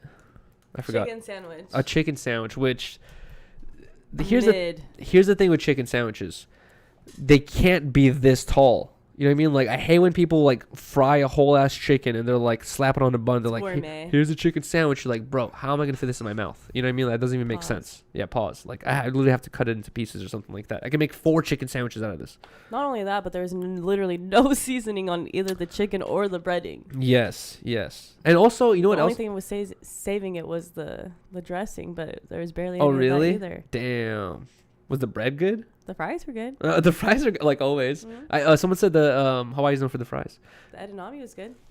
You didn't like it. Yeah, it was cold. I'm used to hot edamame. Mm-hmm. But the other thing that I realized, we talked about how the humidity was affecting the joints. We were also sitting at the restaurant and there was like salt and pepper on the table, and the salt was like in a clear thing where you could see it. And I saw these giant chunks. I was like, what the hell is this? I look at it, and they have to put they have to mix the salt with rice, because it gets so humid out there that they have to prevent the rice from clunking up. And so they added a bunch of salt to the rice. So whereas you're shaking it, you have to make sure, like rice won't get out, but only salt will get out. But the rice is there to absorb the humidity. I was like, damn, it's so humid out here that the salt containers get fucked up. Yeah, I noticed that at the Airbnb because they provided like salt and pepper shakers or whatever. And it was like the pink Himalayan salt where you crack it yourself. And it was wet in there. You felt it? I saw it. Oh. I was like, wow. The humidity builds up in there. God damn, dude, that's so crazy. But anyways, bro, I got a hamburger and I was eating it and it felt like I had COVID. It had like no flavor behind it. I was like, bro, this is crazy. But in the vlog, I was filming it the whole time. We were sitting not right next to the window, but close enough to the window where we could see the volcano the whole time. And there was like mist and fog either coming in and going out, and it would get clear or more foggy and all this shit. After that, not to get into too much details, but we went on a couple more hikes, which was our original plan. We went to a lava tunnel, went inside a lava tunnel. Riley posted lava tube, sorry. Riley posted some photos from that on her Instagram. I still haven't posted my freaking Hawaii shit. I know. I should post that soon. Yeah, Riley posted that whole thing on her Instagram. Which is really cool. Exactly. And then there was another hiking trail that said it was... you guys can see it's gonna be hard to explain, but okay, so the volcano has this giant circle, and the middle of it is like mostly dry, and then there's a portion of it where it's hot lava, right? And I was telling Riley, I was like, dude, it would be so sick to walk on that dry portion. You know what I mean? Like, I wonder if it's even safe. Riley and I are walking around. I look down and I see like 2 people walking down there. I'm like, dude, you can make it down there, blah, blah. Anyways, we find the hiking trail that leads down there, but it says it's 4 miles there and back. At this point, we're kind of tired. It's getting dark soon, and we're like, crap. And then we see another thing that says also lava view, and we're thinking like, oh, it's the same thing, but it said 1.2 miles. So we're like, let's try this one. Riley and I go there, and it was basically a viewpoint to the lava, which was super cool because you actually get to see the lava up closer, pouring out and all that stuff. Not super close, but much closer. But by the time we get there, like a giant, like not storm, but a bunch of rainy weather moved in. I was in shorts and a sweater. Riley was in tights and a sweater, but I was fucking freezing. It was raining. It was drizzling. You were what? I was cold. I was cold as fuck. I was freezing. And it was getting so dark. Yeah, and it was getting dark on top of it. So, anyways, we didn't get to take the hiking trail to the bottom of the thing, which is another reason why I'm like, bro, I really want to go back to take that hiking trail to go to the bottom of that flat surface because that would be so cool. And the steam vents. We saw the steam vents. Oh, yes, he says. Another thing that's really cool is cool. There's this one parking spot where it had all these like different parking locations, and you can park in this one spot where as soon as you park, you open your door, and there's like this 12-foot fucking hole with the guardrails around it, with literally like 200, 300 degree steam coming out. Like if you put your head over it, you can almost burn your fucking skin. You know what I mean? Like I filmed it on the camera. I posted on IG. As soon as you put your camera in front of it, it just makes everything foggy because it's such hot air, like just coming out or whatever. But anyways, that was super, super cool. That was super fun. I can't wait for you guys to see it, because like we can talk about it more or whatever, but it was so beautiful. The vlog is gonna speak for itself. It felt like we were like in a jungle, like Jurassic Park. Yes. We were talking about it the whole time as we were driving around and walking around. We were like, dude, this is like Jurassic Park. Dude, this is like Jurassic Park. And then Riley's like on her phone. She's like, they actually filmed Jurassic Park in Hawaii. Remember? Different island. But still probably looks vibes, similar. Yeah. Anyways, that was super, super cool. After that, I have to use the bathroom now, but I want Riley to start getting into the part where it starts getting a little wonky. Not wonky, but like there's two parts of the trip where it was like kind of like, oh crap, I can't believe this happened. This is one of them. And this is after we returned from this trip from the volcano. Okay. Which is actually, you should just start from when we leave the volcano, which is another 2-hour drive back. Exactly. All right. Sorry. So, after we're done with the last hike, which was the viewpoint of the lava, Yuri and I were like, okay, there was like this other option where you could take this road and like it's a very gorgeous view apparently, but it was 20 miles. And so we asked like one of the rangers, we're like, is it worth it to go at this time since it's dark already? And he was like, honestly, like it's way better during the daylight. It's kind of pointless to go right now. It's like really long. Don't do it. So we're like, fuck it, let's just go home. We're hella tired, hungry. We're about to barbecue because we had a grill at the Airbnb. And it takes 2 hours to get back home. And that was just so annoying because it's like literally one way, like one lane the whole way there. Not that high of a speed limit. We just want to get home so bad, and we're fucking frustrated, tired. Yada, yada, yada. Finally, we pull up to the Airbnb. We get home, and Yuri's like so juiced to just lay down in bed. And I'm sitting downstairs because I was like putting things like away, wanted to clean up some shit. And I just hear Yuri like screaming from above, "Oh my God!" I'm like, "Oh no, dude, what happened?" I think Yuri's just being dramatic as fuck. So listen to this. We get home. I'm fucking exhausted. Riley's exhausted. We were talking the whole trip how we were like, dude, we just want to go home and just lay down for 10, 20 minutes, and then we could take a shower and continue whatever, right? We just want to lay down so bad. Riley was doing whatever she was doing downstairs. I go upstairs. I'm like, dude, I was literally about to not even look. I was about to just be like, and just like plop on the bed. But the night before, I was on my phone. I was just sitting on the bed. I was rolling a joint to the side. I was sitting on the bed, and I was on my phone after I finished rolling, just scrolling through Instagram. And then I see something off the corner of my eye, and I kind of like just look. I'm like, what? I see a giant fucking cockroach, like this giant, just crawling on my arm. And I'm like, whoa, like, what the fuck? I throw my phone, like I accidentally drop my phone and throw the fucking cockroach. I'm like, what the hell is going on here? And then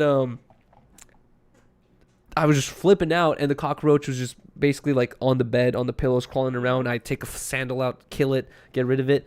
And then anyways, that was the night before. When we come back from the hike, I wanted to plop down on the bed, but in my head I was like, I don't want to deal with that cockroach situation again. So let me just check under the pillows just in case there's one of those cockroaches like just chilling under there or whatever. Not that big of a deal. I pick up the pillows, and then immediately I see a bunch of white things just like wiggling around. I'm like, what? No way. I look closer, and I just see like, it looked like to me immedily. We're still not even 100% sure what it was because we have more information to reveal later on about the smell that we smelled. But anyways, hold on. Can't move it too wait, actually it's right there. That's good. Anyways, I'm like, what the fuck? I see a bunch of these like white wiggling things. I'm like, what the hell? I lift up Riley's pillow to the left, and I see a bunch more, and I'm not even, what the hell? I'm not even joking. I see, bro, like 100 little maggot type little worms just wiggling around. I couldn't believe it. I was like, bro. And then I looked to the left where I was about to sit and lay down, and there was some there too. I'm like, what the fuck? what the hell's going on? And then that's why I scream and I told Riley. She runs up and I show it to Riley. And Riley's just like, I was like, no way. There's no way. you just look like defeated. You're like, bro, we just got back from this hike. Yeah. And now we got to deal with this. And it was like 11 p.m. 11 o'clock on top of it. So Riley, I was like, I hope. the owner, is like up right now. Yes. So Riley immediately texts the owner. And then before you text the owner, I didn't even notice this, but Riley's like we said, the ceilings are kind of low. And the ceilings are like just raw wood. You can see all the 2x4s and all this stuff. And Riley's like looking, and she noticed that there's like this kind of tiny little shelf above our heads, and there's all this like dust and like wood debris. And Riley's like, that wasn't there before. And I'm looking at it, I'm like, that could only have come from above. So I look up and I see like a piece of wood, but I see like a little line, like a crack going through it. And I'm like, did all of this come out of there? I'm like, what the hell? And then I started thinking like, damn, did all these things come out of that piece of wood? Like, what the fuck's going on over here? Yeah. And then anyways, Riley calls the dude. He's like, there's no way there's maggots. I've never had this experience before. I'm just like, dude, I sent you the videos. Like, I don't know what they are either. She was on speaker, and I was getting a little bit frustrated because he just kept going back to, I've been here for 30 years, and this has never happened to me. And we're like, I was like, look at the videos I sent Bro. you, please, because I don't know what they are either. You could please tell me. Like, I'm not trying to say like I'm frustrated or like mad that this happened. Like I'm just trying to letting you know. Yeah, I'm trying to be understanding. yeah. I'm like, can we just get some assistance over here? I just want a clean bed to sleep in. And he sends over the fucking maintenance guy. Shout out Jeff. Jeff, interesting guy. Jeff came through. Okay, so this fool Jeff comes through, and I would assume he's like maybe my dad's age, maybe older, a little bit Yeah. older, maybe my dad's age, like maybe 50s, Yeah. 40s or something like that, right? Comes through, buttoned up t-shirt, but it's unbuttoned, and all these stomach tattoos and all this stuff. I'm like, oh shit, like okay, like this is crazy, like it's like a rocker, dude or whatever, like or something like that. He comes through.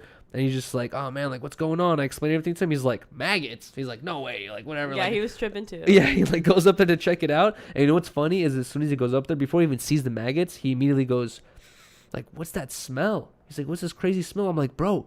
I'm like, is that when it rains and we smell the poop? Or, like, I was telling him what we thought it was. And he's like, nah. He's like, this is some crazy-ass smell. I'm like, dude, like, we've been smelling this the whole time. I was like, I thought it was from the rain. I'm like, I was like, it smells like something's dying up on the roof or something like that, because the roof is right above us. And he's like, yeah. He's like, smells like something's dying for sure or whatever. I'm like, Anyways, oh, God. yeah. And then there's no way to get to the roof, like, structurally. But there's a tree nearby. And, bro, this is something that, if as a climber, I guess you can call me that, like I saw this, opportunities where you can go onto the tree, then onto the roof. I might try it. I wouldn't just try it on a whim just like that. This fool Jeff comes through, unbuttoned t-shirt, hands me his phone with his flashlight on. He's like, hold this for a second. And then I don't even have time to flash it on him. He's already climbing on the railing of the balcony, getting on the tree, going on the roof, and he starts digging around looking for something, and he doesn't find anything, basically. Comes back down, looks at the worms, and he's like, these aren't maggots. He's like, these are termite larvae falling out of the tree or the wood that's above you. So we're like, okay. And then, what's funny is, like, he already had this demeanor where he was like, I could clean it up for you and get some new sheets if you want. And we're like, yes. Like, please. Yeah. So he cleans everything up, gets us some new sheets, and then he's like, I'm not house service though. He's like, you got to put it on, which is like, I don't expect him to put it on, but he's just so funny. You know what I mean? Like the way he was. He's like, I'm gonna make it my bed like I make mine. Make your bed like I make mine. Yeah, exactly. I was like, okay. Doesn't matter. But just get it done. Yeah, exactly. Anyways, he cleans it up, and I tell him he wasn't even gonna do this, but I told him, I was like, bro, honestly, it's not that big of a deal to us. Like, new bed sheets is perfect. I was like, can you just like duct tape or tape up that hole so no more worms fall on us while we're sleeping, at least, like that would be chill. That'll be chill. And then he brings out this tape and he like tapes it up. Riley and I go to sleep. Next day, what do we do the next day? Is that when we decide to do the thing we randomly go to the beach? Yeah. Was that our last full day? Mm-hmm. Oh my gosh, damn, time really flew. I know. That was really quick. We really didn't have that much time. So after we deal with this worm incident, the next day was our last full day. And Riley and I were like, bro, we have to do one of the other things that this lady was recommending to us. And she was recommending Black Sand Beach and Green Sand Beach. And Akaka Falls. And Okaka Falls, which is like some beautiful falls. They have a lot of waterfalls out there. Yeah, They're really it's like nice. 400 feet waterfall. Oh, really? Like that. Mm-hmm. And anyway, so Riley and I were like discussing how like we're gonna wake up in the morning, go grab some breakfast, or did we make breakfast? I think we grabbed breakfast. I'm not sure. I think I made breakfast that day. Oh yes. So Riley makes breakfast in the morning. We wake up hella early. We go on this trip to Okaka Falls, which is gonna take 2 hours drive again. And this is our last day, so we're like, dude, we gotta do something cool. And then as we're driving there, like 10 minutes on the drive, I think both of us start thinking like, damn, 2 hours there, 2 hours back, 4 hours driving on our last full day in Hawaii. You know what I mean? That doesn't really sound like a lot of fun. So we were like driving there. And honestly, the whole time we were driving around Hawaii, like going to random little spots, we kept noticing that, yes, the beach we went to was incredibly beautiful, but there seemed to be these other random pockets of like beautiful, lush greenness. And we're like, what is this? Like, how come this spot right here is so green and nice or whatever? So Riley notices some like really nice, beautiful looking beach. I'm like, damn, that does look nice. And then I look on the map and I see that there's like 2 or 3 roads that lead down that way. And I'm like, babe, like, fuck it, we're out here. Like, just make a 10-15 minute stop and just check out these beaches, because we keep passing by them and talking about how nice they look. And so we start driving down. We make a left, start driving down this road, and then hold on, let me hit this joint. You want to continue? All right, so we keep driving down this road, and we hit like this gateway entrance kind of thing where there's like security guards out front, and we're like, oh shit, like this is like some private resort thing. We're gonna have to just flip it around. They're gonna kick us out right now. Yeah. And so like we enter, we pull up, we roll down the window. They're like, what are you here for? We're like, can we see the beach? And they're like, okay, come here, come get a guest pass. I got nervous for a second when he was like, what are you guys here for? Because it's like a type of question where you're like, I'm either here because I live here or I'm here to see a guest. Yeah. That was the type of question he was asking. And we're like, we wanted to see the beach if possible. Yeah, so he's like, okay, come get a guest pass. And so we're like, okay. So we grab the guest pass. We keep going down like this. What's cool, though, is I pull up. He's like, first he says we might be out of guest passes. He's like, pull around. We pull around. We see 3 pieces of paper in this little drawer. Riley grabs one of them, or she's about to grab one of them. And I was like, yo, how much are these? He's like, it's free. And I was like, what? I was like, okay, that's strange. And then there's like 3 guest passes left. Riley grabs one of them, and we just keep driving or whatever. And we start driving, and he's like, just follow this road or whatever. We keep driving, and you would think it's just like a clear straight road, but we kept running into these like car barriers where you have to like talk to an intercom or something to continue going. It was like some 5-star hotel fucking like security at every 500 feet like type thing or whatever. It was insane. Yeah, so we pull up. We're like, where the hell are we? So confused. And Yuri just starts to film. You started filming like a bunch of random things, right? Yeah. I was like filming the whole time. You're like, oh, can I just film these? And I was like, yeah, I want to go to the bathroom though. Oh yes. Oh wait, hold on.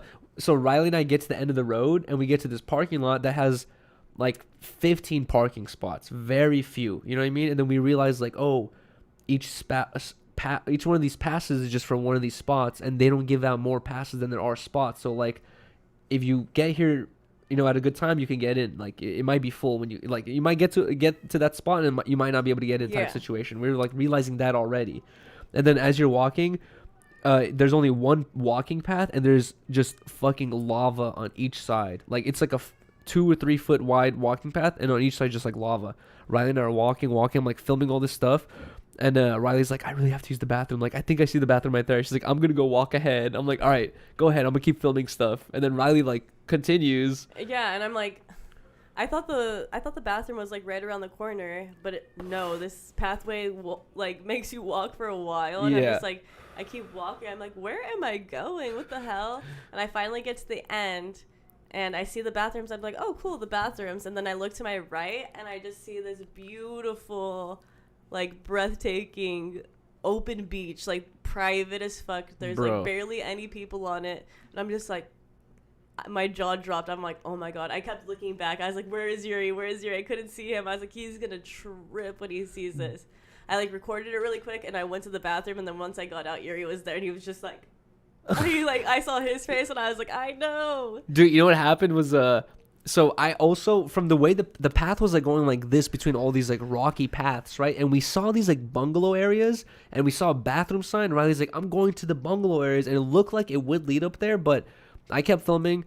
I stopped. I took like a while, to be honest. Like Riley was like long gone by the time I finished, and then like I started heading towards Riley, and I realized like, oh wait, there's no path to those bungalows. I was like, the bathroom isn't over there. I'm like, where'd Riley go? And I keep going down this long ass path. I'm starting to get worried. I'm like, where the fuck did Riley go? I'm like, did she walk on the lava? I'm like, what the fuck? That's what I thought. I was like, what's going on here, dude? And then we finally get to the bathroom, or I get to the bathroom area, right? I see where the bathrooms are. I'm like, oh, Riley walked all the way here. And dude, you're walking to the bathroom area, and there's this giant like grassy wall to the right of you. I'm like walking. Finally, the grassy wall like opens up. I look behind it, and I'm like, what the fuck, dude? I wasn't even filming at this time. I'm like, bro. Immediately, I'm like, bro, this looks like a postcard. Like, this looks like some 3D animated CGI beach. I'm like, real? What the like, what is going on? And then I walk back, take out my phone. I'm like, guys, you will not believe this fucking entrance to the beach. I filmed like how it looks when you just come out of this wall. I'm like, bro, look at this. And at that point, Riley comes out the bathroom. I'm like, bro, this is unreal. Like, I'm so glad we made this stop right here. I know, we were so lucky. But yeah, we kept like walking down.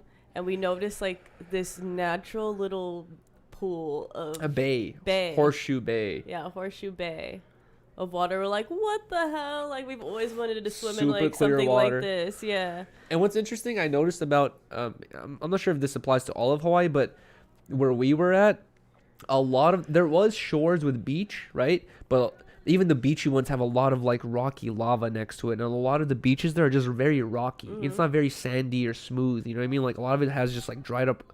Sounds like someone's fighting outside. It's like a bunch of like dried up lava. And so Riley and I come across this freaking beach where it's literally like, not only is it it's not lava, it's all beautiful fucking perfect like soft sand, but there's a bunch of lava that continues around that makes like a giant donut that goes maybe like 20 feet off the shore, and it perfectly like stops all the waves from coming in, where you have like a pool of fresh ocean water that's filtering. It's not like stale water, it's like filtering ocean water that's fresh as hell with fish and all this stuff swimming in it. And like it's like a perfect giant pool where Riley and I see like 10 people swimming. It's like a place where you would expect to see 1 million people. Yeah, we see like 10 people there, and we're like, we look at each other, we're like, are we gonna get in trouble for being here? Like, where are we? Are we supposed to pay for this? We're questioning each other the whole time. We're like, we don't feel like we should be here right now. We just keep walking, and then we see like these little cabana seating area things, and we're like, should we just smoke right here?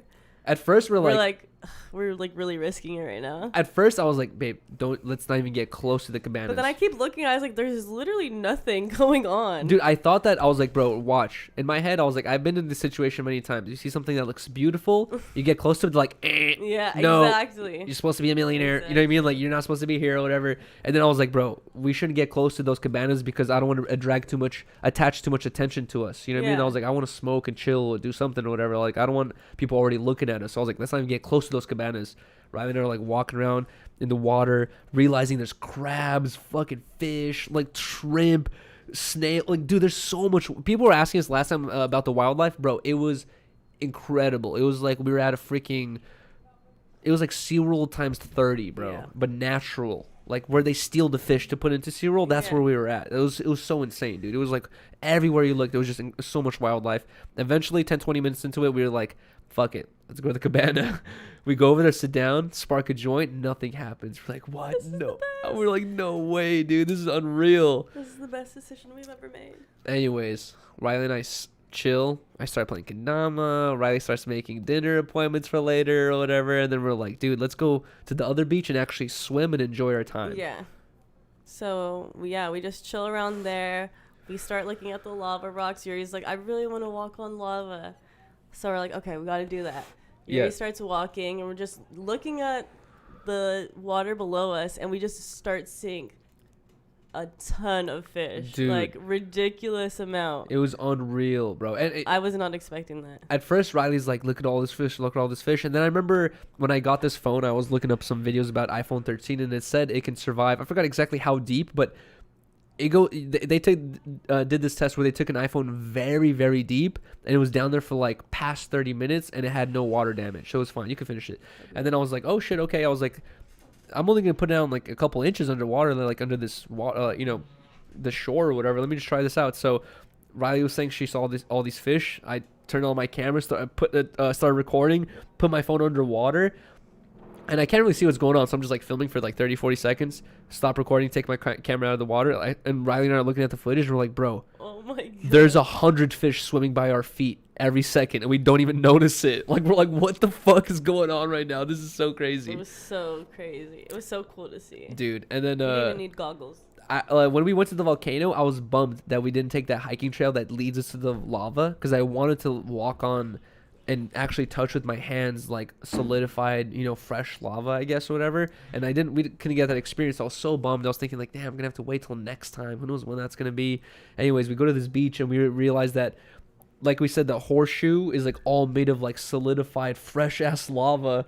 And we're like, it looks like fresh to us. It looks like it was just made yesterday. And we're like, dude, you can walk along it. And we saw all these other people walking along it, so we're like, dude, like, let's go walk along it. And it leads to other like little tinier horseshoes where you could swim there as well. And Riley and I were just like walking along, going to these other parts of the ocean or the beach, and we're finding so much beautiful wildlife, so much cool fish. I was trying to film as much as I can. There's this one fisherman vlogger I was watching, and I remember him making a video talking about how sea urchins are super expensive. I think that's the name of them. The little spiky purple balls. He was like, bro, like, crack these open. People pay a lot of money for this shit, and you can fish for them in LA or Long Beach, and you can catch like 3 of them a day or something like that. It's very limited. Bro, we were walking along and Riley saw like 50 of them everywhere, dude. It was so many. Yeah, it was crazy. It was so freaking sick. Anyways, let's skip forward to what another shocking moment. Okay, so we're about to leave almost, but we spent a lot of time there. Yeah, we spent like the whole day there. Because it was just so cool. Well, before you continue, I was going to say is we were originally going to go to Okaka Falls. We were saying, let's stop by this beach just to look at it for 10, 15 minutes. Once we got there, we're like, we don't want to drive 2 hours right now. Let's spend the whole day here. So we spent the whole day there. And then we went to another part of the beach. And then this is when this whole thing unfolded. Yeah, so we're just like, Yuri's like walking behind me, like getting footage and stuff, I believe. And I'm just walking along the beach, looking in the water to see if I could see any little fishies or whatever, and all of a sudden I just see this giant head pop up out of the water, and I jump back. I'm like, oh my God. I heard Riley. I wasn't even looking at you, but I heard Riley screech. I saw a head, so I got fucking scared. I thought it was an eel. And I was like, oh my God, I gotta get out of this fucking water. It's hella close to me. And I was just like, hold up, let me just do a little double take of that. Yeah. And like I stood up and like I just kind of peeked over, and I just see this huge ass shell. I'm just like, damn, this is literally a sea turtle. I'm like, oh my God. And Riley's like, babe, it's a sea turtle. It's a sea turtle. And I was looking at it, and it's this thing where it's like in the right angle in the water, you cannot see it at all. Like, it's hard to like really see it. And then like I look at it through the clear ass water. I was like, bro, dude, I'm not even joking, guys. Like it's like this big, bro. It's so huge. I wouldn't be able to pick it up probably. It probably weighed like 100 pounds. You know what I mean? Like, it was so heavy. I mean, not heavy, but like huge. I'm seeing this right now. Bro, Riley's like, dude, look at this sea turtle. And then as soon as I saw it in the water, I was like, it's going to notice we noticed it, and it's going to flee right now. It's going to swim away. Bro, it just started eating all this seaweed next to our feet and like swimming around us. And I was like, bro, no way. I took the camera, started putting it underwater and filming it. And I was like, bro, I can't believe I'm filming a sea turtle right now. What the fuck? Like, what the fuck? Dude, that shit was so insane. Super cool experience. And then later that night, okay, I'm not sure if, like, maybe people might have not DM'd me because they realized I was going to the wrong area. But when we were going to Hawaii, before we even got here, I posted, guys, we're going to Kona, Hawaii. Anyone who's out here, hit us up. We want to meet up with you guys and, like, you know, hook you guys up with some stuff or whatever, right? Yeah. And I made this post, and only 2 people hit me up saying that they were from Hawaii, and they were like, dude, we're both from they didn't know each other, but both of them hit me up saying like, yo, I'm from Kona, let's meet up or whatever. And then anyways, this was our last night out there, so I was hitting them up all day saying like, bro, it's our last night, we gotta meet up, whatever. They finally like they were like, yeah, it can work today because they both work and shit. So they're like, let's come through later that day. So right when I come home from the beach, we shower, chill, and then they come through, and it's freaking Abdul and this dude named Elvis, L Visuals and Abdul Shobel on Instagram. Yes. And they were both so dope. So freaking chill, so dope. And they taught us so much about Hawaiian culture, like how, not native Hawaiians speak, but like basically there's like the native Hawaiian language, right? Like Kamehameha, Queen Kahumana, like Huma Huma Kuna Kuna, Kamoa, Apua, like like, you know, that type of language. But then there's like a kind of like a mixed version of that and English that's considered like the Hawaiian language or whatever. And like pagan, I believe. Is it? I think that's what they said. Okay, but they were basically like teaching us like all this like slang of like the Hawaiian streets, such as like keep a cherry, bruh. You know what I mean? Like, which is like cherry means like good. You know what I mean? Like, or whatever. And they're like telling us this and ho means like what's up? Yeah, like it doesn't mean like they both. Abdul was like, when I say ho, I'm not saying like you're a hoe. I'm saying what's up. Yeah, exactly. He was like, I have to make that clear, bro. And dude, and basically, Riley and I were thinking about like, oh, it would be cool if we streamed it, right? But then as soon as they both came through and we had like a couple drinks and we smoked the joint, I was like, we're like, this is too. Yeah, chill. I was like, bro, this is so chill. Like we're just like kicking back with them, like just like kind of like learning, having a little kickback, talking with them. They were learning. They're asking us so many questions. Like Abdul was like constantly going like for example, Elvis and I would just be talking about something random, and then Abdul would just like it would just spark in his mind, and he'd be like, bro, you slept with Pot Lord on stream. And like he would just start cracking up. And it was so funny because he would continue telling me like, bro, it's so trippy that you're here right now, like talking to me. I'm like, dude, like I'm hyped. I'm here right now talking to you, dude. I'm like, bro, this is so fucking fire. You know what I mean? Like I know it's sick that someone's so hyped to fucking see me. I'm like, bro, that, you know, it means a lot. That's sick. Yeah, I mean, I feel like after talking to them, we like kind of figured out like they don't have a lot of like crazy life shit going on. Like they invited us to a reggae concert, right? Yeah. And they were saying like this was like the biggest thing on the island that's happened in a while. Yeah, exactly. So like I did see Abdul post on Instagram today that he was at a little function. So I'm like, okay. I'm saying that they still got functions going on. No, they got shit going. I'm not saying. I'm telling you, I would love to fucking live there. Like, this place looks fun as fuck to me, but for how they were explaining it to us, it made it seem like LA just seems like such a bigger place. Exactly. And it really freaking is if you look at it from up above and shit like that. But it was just super cool. I filmed one clip with Abdul and Elvis where Elvis heard me complaining on Instagram about the wet weed, and he was just like, yo, I'm coming through with the bong or whatever, right? And I was like, no way. He came through with a fire ass, huge ass, clean bong, and he's like, bro, I want you to take the first rip. I'm like, I'm down. So I was like, babe, you gotta film this. She filmed me. I used to smoke out of bongs like that all the time, and I used to try to like make it as milky as possible and like clear it, and I, you know, handle it no problem. Haven't done that in a long time. Tried to do that, and I was dying for like 4 minutes afterwards. It was so bad. We were getting lit though. Yeah, we were getting lit. It was super fun. And you know what's funny is that night I had a good amount of weed where if I was being conservative and not like, you know, if I was smoking a normal way, how we usually do, we would have had 2-3 joints left for the next day. In my head, I was thinking, we're leaving in the morning. So in my head, I didn't think we would have so much free time. I thought we were just gonna be in and, you know, like we wake up and we're out type shit. So I was like, we're gonna smoke all the weed tonight. I'll leave one joint for tomorrow right before the plane ride, right? Mm-hmm. So I smoked all our weed, left one joint for the plane ride, and then what's funny is Elvis had all this weed, and before Elvis left, he's like, "You want any weed, Yuri?" He's like, "You want any weed, like real quick?" And I'm like, "Nah, it's fine." I was like, "We're about to leave, so it's okay." Anyways. Next morning comes around, Riley and I get breakfast at Lava Java. I get that same $13 breakfast, so freaking fire. As soon as we eat the breakfast, we're like, post breakfast joint. Let's smoke our last joint. Fuck it, we smoke our last joint, and then Riley's like, "Oh, we don't have to drop off our car for another 2 hours." And also, after we drop off our car, we have another 2 hours. We already knew that information. I know, but like it wasn't really hitting me. You know what I mean? Like at that point, and then I was like, oh my god, we have 4 or 5 hours to kill right now. I'm like, I wish we had You more were weed. like, I wish we would have asked Elvis for more weed. Exactly. And then immediately last minute, it was so last minute, I hit up Elvis. I'm like, oh, no, first, before I even hit up Elvis, I'm like, what should we do?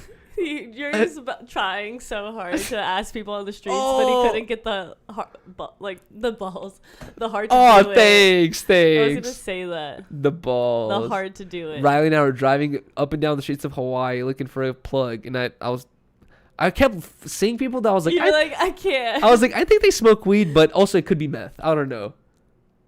Yeah. Same vibe. So I was like, let's just not. And we're like, okay, let's just go back to the fucking smoke shop we went to the Cloud 9 first day to see if there's any stoners nearby. So, yeah, exactly. So, because the first time we went to Cloud 9, we saw two dudes there buying a bong. They're like, oh, we're going to go home and get so stoned, like all this shit. So I was thinking like, let's go back to Cloud 9. We might run into some more people who smoke weed, and I'll be like, dude, can I just buy 1 or 2 joints worth off of you? And that's it. You know what I mean? Like, I'll pay above or whatever. And then I was hoping for something like that. We go to Cloud 9, no luck. Very considering smoking the Delta 9 weed. I was telling you, should we just do it? I was kind of thinking, I was like, I don't know. I in my head, I've tried Spice before, and I was like, bro, if it's anything like Spice, no, I'm good. Not even worth it. So I sent the last shot. We had 1 hour left until we had to drop off the car, and it was like 10-15 minutes away drive to even get to the drop off point for this car. So last chance, I was like, let me hit up Elvis. I was like, bro, Elvis, can I buy some weed off you like last minute or whatever? Wait, by the way, I need to send Elvis that Cash App. I don't think I ever sent it to him. But just remember that. Anyways, hit up Elvis. I was like, bro, let me buy some last minute weed off you or whatever. Elvis is like, all right, I got you. I was like, let me drive to you. He's like, no, I'll drive to you. I was like, bro, perfect. Like, please, thank you so much. He comes to Cloud 9. Am I leaking a lot? Am I Elvis is a random person, right? I don't know. Oh my god. Oh, now that I'm thinking about what happened afterwards, I'm like, fuck. I don't think it's that big of a deal. Let's call him E. Elvis came by, said goodbye, left. Gave us a gift. No, he just left. Okay, he just left. We had weed left over. Forget everything I said before. Yeah, he just left. Okay. Anyways.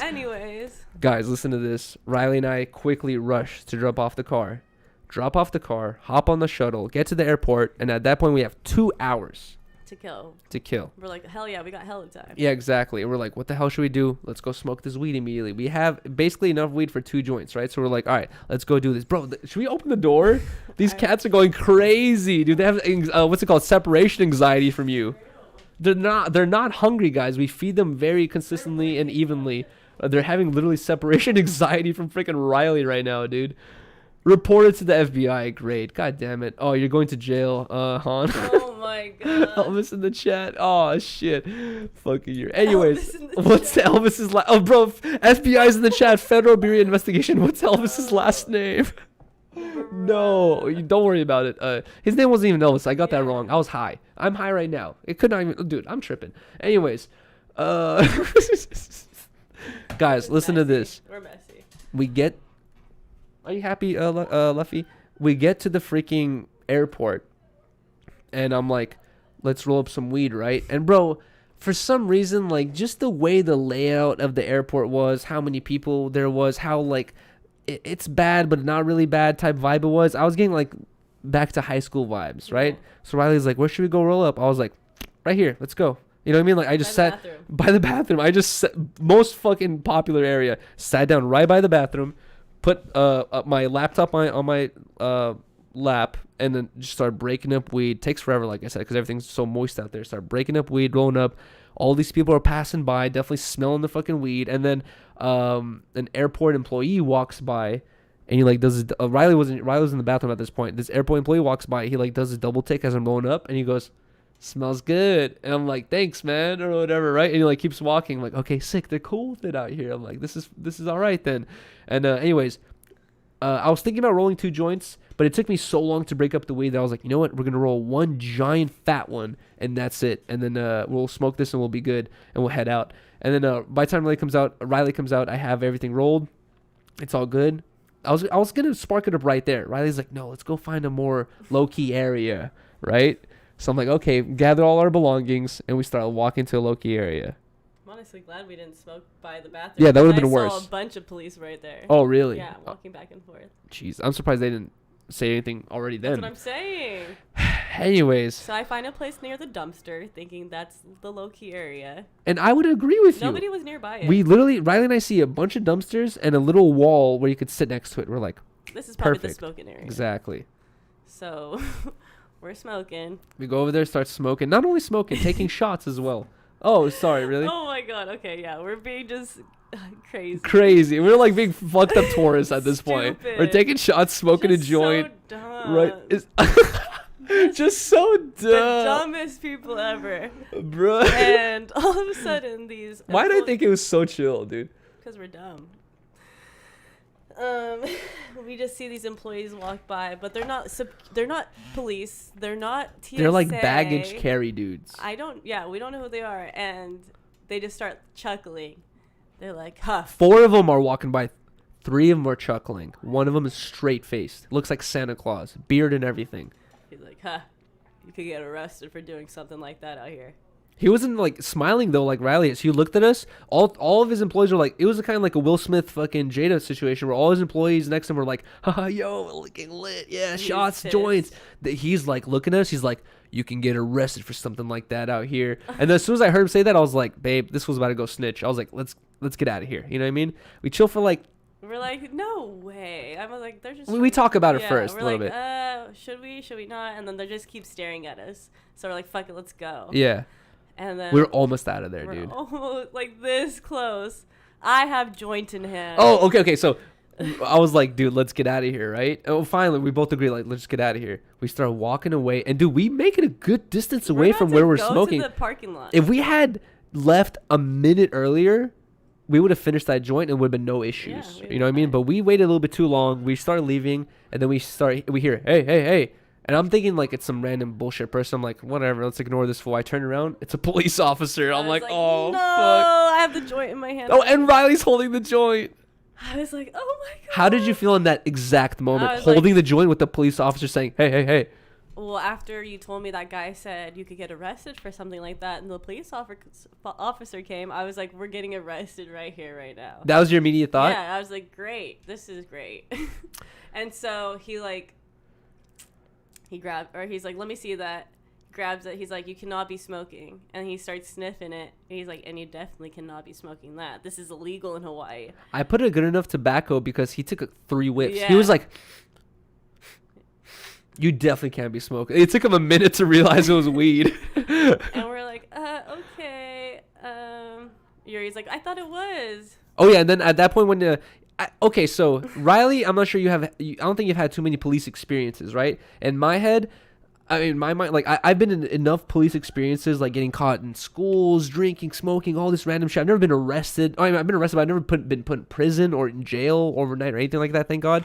But I've had a lot of police experiences, right? And I'm just saying that, like, as soon as he came up, I wasn't 100% sure, but I already got the vibe that he was just like, if I don't do this, my boss is going to be like, why didn't you say anything? You know what I mean? So he's like already coming up going like, I can already tell the vibe that he was like, I hope the joint's out already, just like we were. You know what I mean? He comes up, Riley's holding the joint, and then he does the sniffing thing. You know what's funny? As he was taking hella long sniffing in my head, oh yeah, I was going to say is like, with cops, you don't know immediately, babe. You have to kind of feel it out. Sometimes, dude, cops are people too. If you're a pretty enough girl, if you're a smooth talking enough dude, you can get out of situations with police officers. You know what I mean? Like, you got to be cool with it or whatever, depending on also what the hell you're getting caught doing. But also, like, you got to feel it out. You know what I mean? Like, the situation can change. They can do this or they could do this type thing or whatever. So I was like feeling it out, and I could already tell that it didn't feel like he was going to take it to the extreme level. If it was the extreme level, he would have told us immediately. He would have been like, yo, sit down, put your bags right there. It would have been that. If we were arrested, it would have been that right there, and you would have been fucking freaking out, I bet. But like, it would have been like immediately like, yo, don't even touch your bags, don't touch your backpack, put those to the side, sit right there, and more officers are coming. That would have been like a really bad situation. He was like, let me smell this, all that stuff or whatever. Oh Lord. And then at this point, he's like, Riley was saying like, I was like, as he was sniffing it and saying like, oh, like, you know, like, especially not this, I was like, dude, I was like, we're just visitors, man. I was like, a couple locals that we met were telling us that it's chill, you know what I mean? Like, I didn't say any names, guys, but I was just like, a couple just people we saw that we talked to telling us it's fine out here. He's like, nope. He's like, they lied to you. This ain't fine out here. Yeah, we're like, oh, okay. He's like, you gotta come with us. He's taking us to this With back me. room. Yeah. Or yeah, come with me. Sorry, my bad. Yeah. And I'm just like, fuck, he's gonna take our mugshot. Bro, you know what's funny? At this point, he's like, you gotta come with me, right? I look at Riley, and Riley just has this like stone face of like, she's so scared and freaked out, anxiety ridden. And then I have this feeling where like, if it was just me being caught, I would have been like so carefree, just thinking like, whatever happens, happens, right? I knew that because you were there, you would like, this is a big ass deal to you. So I was just like, I can't treat this too lightly because I don't want to like make you feel like I don't give a fuck and like this is so serious. You know, like I was trying to like, just, Luffy, come on, get off the keyboard. Anyways, I was trying to be like super not too goofy about it or whatever, especially since you don't want to piss off the cop. Anyways, Yeah, I'm glad you didn't. the dude was walking us. He's like, follow me. We're going to the police station of this airport. He starts walking us, and he's walking us back to the smoke spot. And I'm like, oh, is he looking for more evidence? Like, is that what he's going to do right now? And he walks us around the wall, and that was the police station. And I then realized, I was like, oh, great. We were smoking right in front of the police station. Yeah, we're stupid. It was super bad. He takes us inside, down this hallway, takes us to this. Bro, this is the funniest. This was like, I don't know. I'm not even sure if you noticed this. I didn't bring this up to you yet. But this was like the funniest part. It was like a Seinfeld fucking moment, right? The police officer takes us to this fucking hallway where there's a room that says like police station of the airport or whatever. Anyways, it's a small hallway. He takes out 2 chairs. He's like, please take a seat. Anyways, Riley and I take a seat, and Riley's just like, oh my God, I can't believe we're going to get arrested. Like, oh my God. And I'm like, babe, please relax, babe. And like, she's like freaking out, trying not to cry. I'm like, babe, calm down. Like, and then she's like freaking out. The police officer goes inside. There's 2 other cops in there, and they're like, "What's going on? Like, what's happening?" And he tells them like, "They got caught." I heard him. He's like, "They got caught smoking. Like, they're smoking outside or whatever." Right? One of them hears like that we're smoking. He immediately doesn't say a word to the dude. He like comes out the door, comes up to us in the hallway. He like, we're sitting in there in the hallway. I'm like, comforting you. He comes up to us. He goes, "No smoking," and walks away. I'm like, duh. I'm like, well, bro, he doesn't say anything other than he just comes up to us. No smoking. He comes up to us and says, "Hey, there's no smoking in here," and walks away. I'm like, what kind of irrelevant ass information are you ready to come with right now? We had something to smoke, bro. I wish I filmed that. It was so funny and random.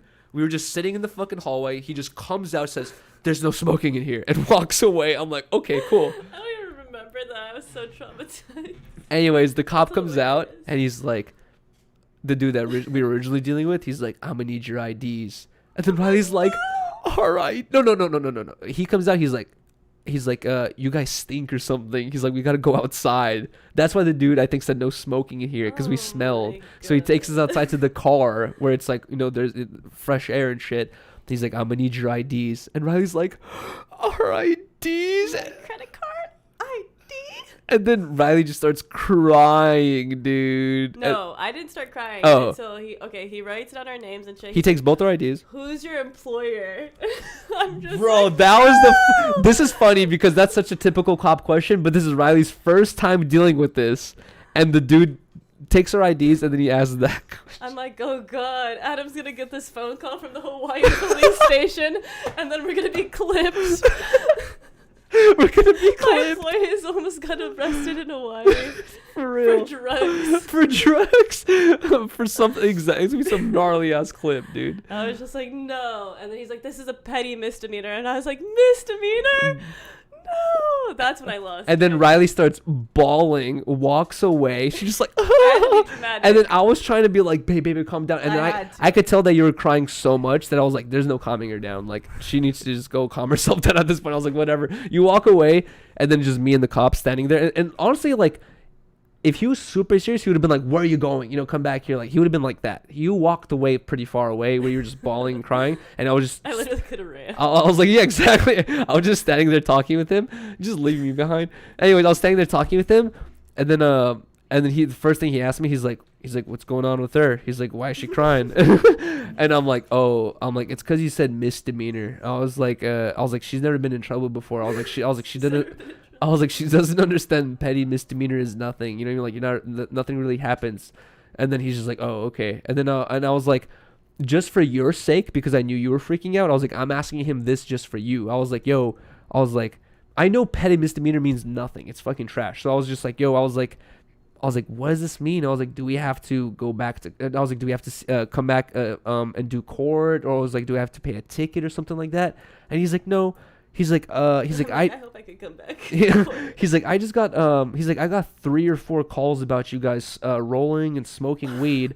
And he's like, by the 3rd, 4th call, he's like, I couldn't not address it. He's like, so this is me addressing it so I don't get in trouble by my superior, which is what I already suspected. And then he was just like, he's like, I'm gonna write this information down, give it to the courts, and he's like, they're gonna throw it away. And I was just like, that's what I expected. And he's just like, yeah, whatever. He didn't say it's not a big deal or anything. He just told me like flat out what it was. And I was like, okay. And then he writes down information. He's like, where you guys work? We're like, a jumper, I guess. He's like, what do you do? What'd you say you did? I was just like assistant. I was like a video editor. Not no more, I guess, but I was like video editor. Oh, I said on like a host. I was like, you know what? This is my on-camera dude. This is my only time to flex. I'm like, don't say that because he's gonna fucking blow this. This up. is my only time to flex. This fool is like, what's your job there? I was like, on camera host. I was like, hey. Anyways. I'm like wiping my tears off. I'm proud. Anyways, the dude freaking gives all our information back. He's like, I'm gonna have to keep this half a joint. And I'm like, dude, and at this point, oh, you know what else is, I think I also kind of saved this because I forgot what point it happened, but before we even got to the hallway, he was like, I can arrest you for this, right? And I could almost tell that he was almost leaning towards the side of arresting us because we were so blatant and stupid about it. But I told him, I was like, really quick, I was like, I'm gonna just bring this up while I can. Who knows if this is gonna work or not? But I was like, yo, we're literally about to get on a flight in like 30-40 minutes. And I was like, we just wanted to smoke that joint really quick. I honestly, if I really wanted to, babe, I could have gone above and beyond, and I could have been like, hey man, I'm sorry dude, I have super crippling anxiety and I can't be on a 5-hour car ride because I have crazy claustrophobia on top of it, and I was like, I need a way to numb myself or to calm myself down, and that's my only way, bro. Like, you know, I could have done something like that. I didn't do anything like that. I just said, hey man, we're about to hop on a flight in 40 minutes, we just wanted to smoke. Well, like, it's not like we had pounds of weed on us. It was a tiny joint. But he could have been an asshole, dude. Cops can do that. They can make you miss your flight and shit. So I explained that to him, and he like, that's what I was scared of. That's why I was crying. He like thought about it. He was like, okay, and then he like wrote down our information, and then he just like, get out of here, go catch your flight. And then when Riley and I were walking away, we had like 30 minutes left until this flight, and we're like, we really wish we had this joint right now. This half a joint. Okay, let's finish the Tito's. We had like 2 shots each. Oh, and at this point, bro, right, we still had like 2 shots each left of the Tito's, and we're like, let's just go to the parking lot, finish this Tito's, hop on this plane, and then fuck it, call it a night, right? We go to the parking lot and we're drinking. I'm like, bro, if we get stopped for public drinking right now, that's it. Like, I'm never coming back here again. We're never coming back. It was so bad. What a fucking way to end our trip. I know. That was insane. But maybe Riley and I may have missed a couple things or two, but like I said earlier, I filmed everything in this vlog, and I haven't had a chance to edit it completely, but now that we have spilt all the beans about the larvae, the near arrest. We didn't talk about the post. What? Post trip when the Airbnb review came out. You should talk about this. Okay. So after we came back, our flight was actually really nice. It was pretty. It felt like short. Didn't feel too bad. We were playing Kirby on the plane. Yeah, we were playing Kirby. It was chill. We got back. Super excited to be back. See Lola and Luffy. And the next day, I get hit with Airbnb. Like, you have to write a review or whatever. So I write a review. Give them a good review because I like the place. And they were accommodating and stuff. So gave them a good review. The guy gives us a review back. And I'm reading it, and it was like, Riley was such a great guest. She was very accommodating. There was a dead bird on the roof. And this has never happened in the 30 years I've worked here. And she was so understanding with the situation. And dude, I was like, we never knew there was a dead bird this whole time. So accommodating and understanding. No, we just found out. Yes. Bro, you know what's funny is Riley was like, babe, I can't believe this. And she like told me this from the other room. Like, we were just smelling dead bird all weekend. Dude, and then as soon as Riley said that, we were both like, were those really larvae or were those fools lying to us? Because honestly, Jeff was a cool dude, but can I say that when he was on the roof looking for stuff, he told me like 2 or 3 times, he's like, yeah, there's nothing up here. His tone of voice sounded off when he said it. It almost sounded like he was just like he had saw something disgusting or crazy, and he was just like, yeah, there's nothing up here, dude. You know what I mean? God. Like, you know, there's like a fucking corpse up there or something like that. Like, it seemed like he was hiding something, maybe. You know what I mean? Or maybe he knew that he had not done a thorough enough job. But I feel like he might have already seen that shit. Anyways, Riley and I were questioning. We're like, bro, was that really larvae on our fucking bed sheets? I don't know. Wait, hold on. You know what else we should talk about? That night when we had Abdul and Elvis come over. After they left, we were going to sleep. That was our last night sleeping there. The next morning, we had to go back to LA. That last night sleeping there, I'm like, let me just check the pillows real quick, just to double check, right? Check the pillows. Boom, we see a bunch of those worms again. And I look at the tape, and I'm like, oh shit, the tape came undone, and a bunch of worms fell out again. Riley calls the office. She's like, dude, there's a bunch of worms here again, right? And then what the fuck did they tell you? Oh my god. So I was like, can we just get somebody to come through or no, he was like, I could refund you $140 for the night and you can find your own hotel. And we're like, it's probably going to be impossible to find a hotel. It's going to be expensive as fuck. Exactly. Like for the day of, night of, like, no. And I was like, can you just have somebody come over and clean it and retape it and give us new sheets? And he's like, yeah, we're going to send somebody to clean it. Abdul came, and he was like, no, I could clean it for you guys. Like, this shit's so normal for me. It's and I felt bad asking Abdul to do that. I was like, no, that's but fine. First, we were like, okay, whatever. So we're like, can we just get the sheets? And then we were going to have Abdul help us retape it and stuff. And so the lady comes to help us, and she's like, just so you know, like, the nicest mansions out here have cockroaches, centipedes, and blah, blah, blah. I was like, oh, no, I understand. Like, there's going to be bugs. Like, I'm not mad or anything. Yeah. And she's like, so I could clean it for you and I could give. And I was like, well, can you get us? I was like, I didn't even want you to come clean. I was like, all I wanted was sheets. She didn't even bring the sheets. And she's like, oh, like, just so you, she just like kind of told me again, like, this is such a normal thing, blah, blah, blah. Yeah. And she's like, are you sure you want those sheets? And I was like, I heard her say that too. I was like, yes. I was like, there's bugs in our sheets right The way now. she said it was just kind of like, first she explained to Riley, she's like, this is the normal thing out here, right? And she's like, do you really need those sheets? Kind of like insinuating that Riley and I are being extra. Like we're being some Hollywood LA people who are like, oh no, there's a cockroach and maggots in our bed. Like she's like, it's not no big deal. You know, it's like, no, at least give us some new sheets. You know what I mean? Like there's a dead bird on top apparently. Yeah. Like she brought us the sheets and it was all good. We moved our bed. Yeah. And you know what's funny? Honestly, I forgot to say this as well. I don't know why I said honestly, but anyways, when Abdul came through, we had already noticed that the tape had come undone, all these worms had fell, and I was explaining to Abdul the situation, right? And it's funny because like when you're telling someone what you think is a shocking story, you're expecting almost to get a certain reaction where they're like, oh wow, like I can't believe that's crazy, you know what I mean, like or something like that.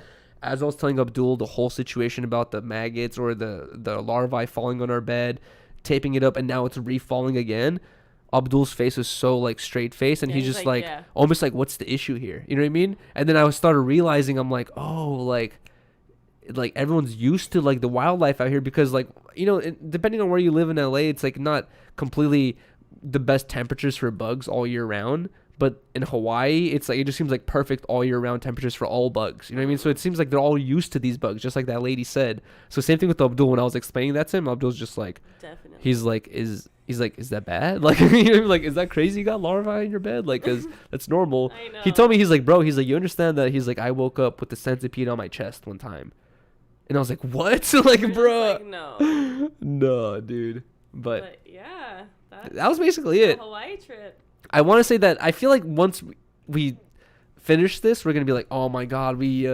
forgot this or this, but the vlog will have everything. Riley and I put all the raw clips into the vlog. I mean, into the Adobe Premiere timeline. And guess what, guys? It's like an hour or 2 hours. How long is it? I forgot. An hour. It's like above an hour long, more than an hour long of just raw clips, and a lot of it is just me explaining, or Riley and I explaining and talking about stuff. So like, we're gonna cut out maybe half of it, but even then that's a 30. I think it's gonna be a 30 to 40 minute fully edited video. So I was telling Riley, I was like, this could potentially be like a 3-4 part video. So I think that's what we're gonna do, because with YouTube, a lot of people don't like long form videos. So I think this will be like a 2, 3, 4 parter maybe, which will be better for us. It'll be easier for you guys to consume, and also it can divide the days because it's 4 full days out there. Volcano, beach, and beach. I agree. Right? Anyways, guys, really quick as well, before we end the stream, or I mean not the stream, end this podcast, we're still in the middle of this $1 stream. We have 7 hours, 17 minutes left. Like I said, any donations we receive during this live broadcasting of this episode of 10 Talks, those will be added to the timer once we get back to the stream, even though we're in the middle of it right now. But I have to say that this is the first time we're doing this, so this is all very experimental. But we're gonna end the stream right now and restart it within a minute, and then get right back into the normal $1 stream without the podcast behind it. So the stream completely isn't over, because like it says up here, we still have 7 hours and 60 minutes left. But we're gonna end the stream and then immediately restart it. So if you guys can, I know I asked you guys this before for the other streams, but please drop a like on this video right here once we end it. Drop a comment. Drop a comment saying anything you want. Aloha. Like just any random word will trigger the algorithm and help us in like a lot of a bunch of different ways. You want to take a shot to end it off? Sure. In a bunch of different ways. So if you guys can, please drop a like if you guys can. Please drop a comment. We didn't talk about, we hit 20K subscribers. Let's take a shot for 20K. We're Also, 20.1 actually right now. Oh my God. So during this $1 stream, we finally hit 20,000 subscribers. I started this channel in 2016, like 6 years ago, maybe 7 or something like that. And ever since Riley's joined the picture, we've just been like rocketing upwards. So we're now at 20. Dude, like I'm serious. All this growth, if you look at the thing, it's like Yuri and Riley, boom, 20K subscribers. So I can't believe it. I never thought I would see the fucking words or letters 20K next to the Harmonious Man channel.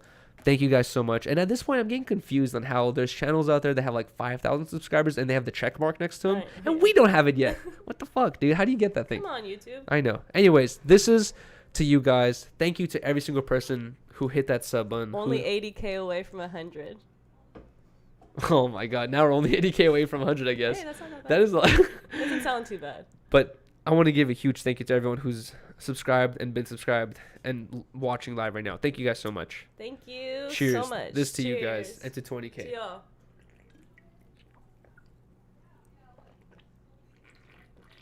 So like I said, I'm going to end this, and within a minute, less than a minute, we're going to start another stream and get right back into this $1 stream. So thank you guys so much for tuning into episode 70 of 10 Talks. Like, comment, subscribe. I'm so glad that we got all that off our chest. Me too. All right, I need to go over there to do all this stuff, though. All right. 1 second. And I really, dude, this is so crazy that we're going right back. Dude, we have 1,100 viewers right now. Are you serious? Thank you guys so much. Holy bro. What fuck. The fuck? All right, we're getting right Shout back into out another to stream y'all. right now in less than a minute. Let's go. Oh wait, hold on. I need this monitor. Whoa, what the hell? Why did it turn it off? I mean, why did it turn off? It's probably gonna come back on. No, it didn't. Did I rip the cable? Uh-oh. Oh, no, that's good. It's good. Dude, thank you guys so much for fucking joining this podcast. Hold on, give me 1 second. All right, we're gonna stop the stream right now and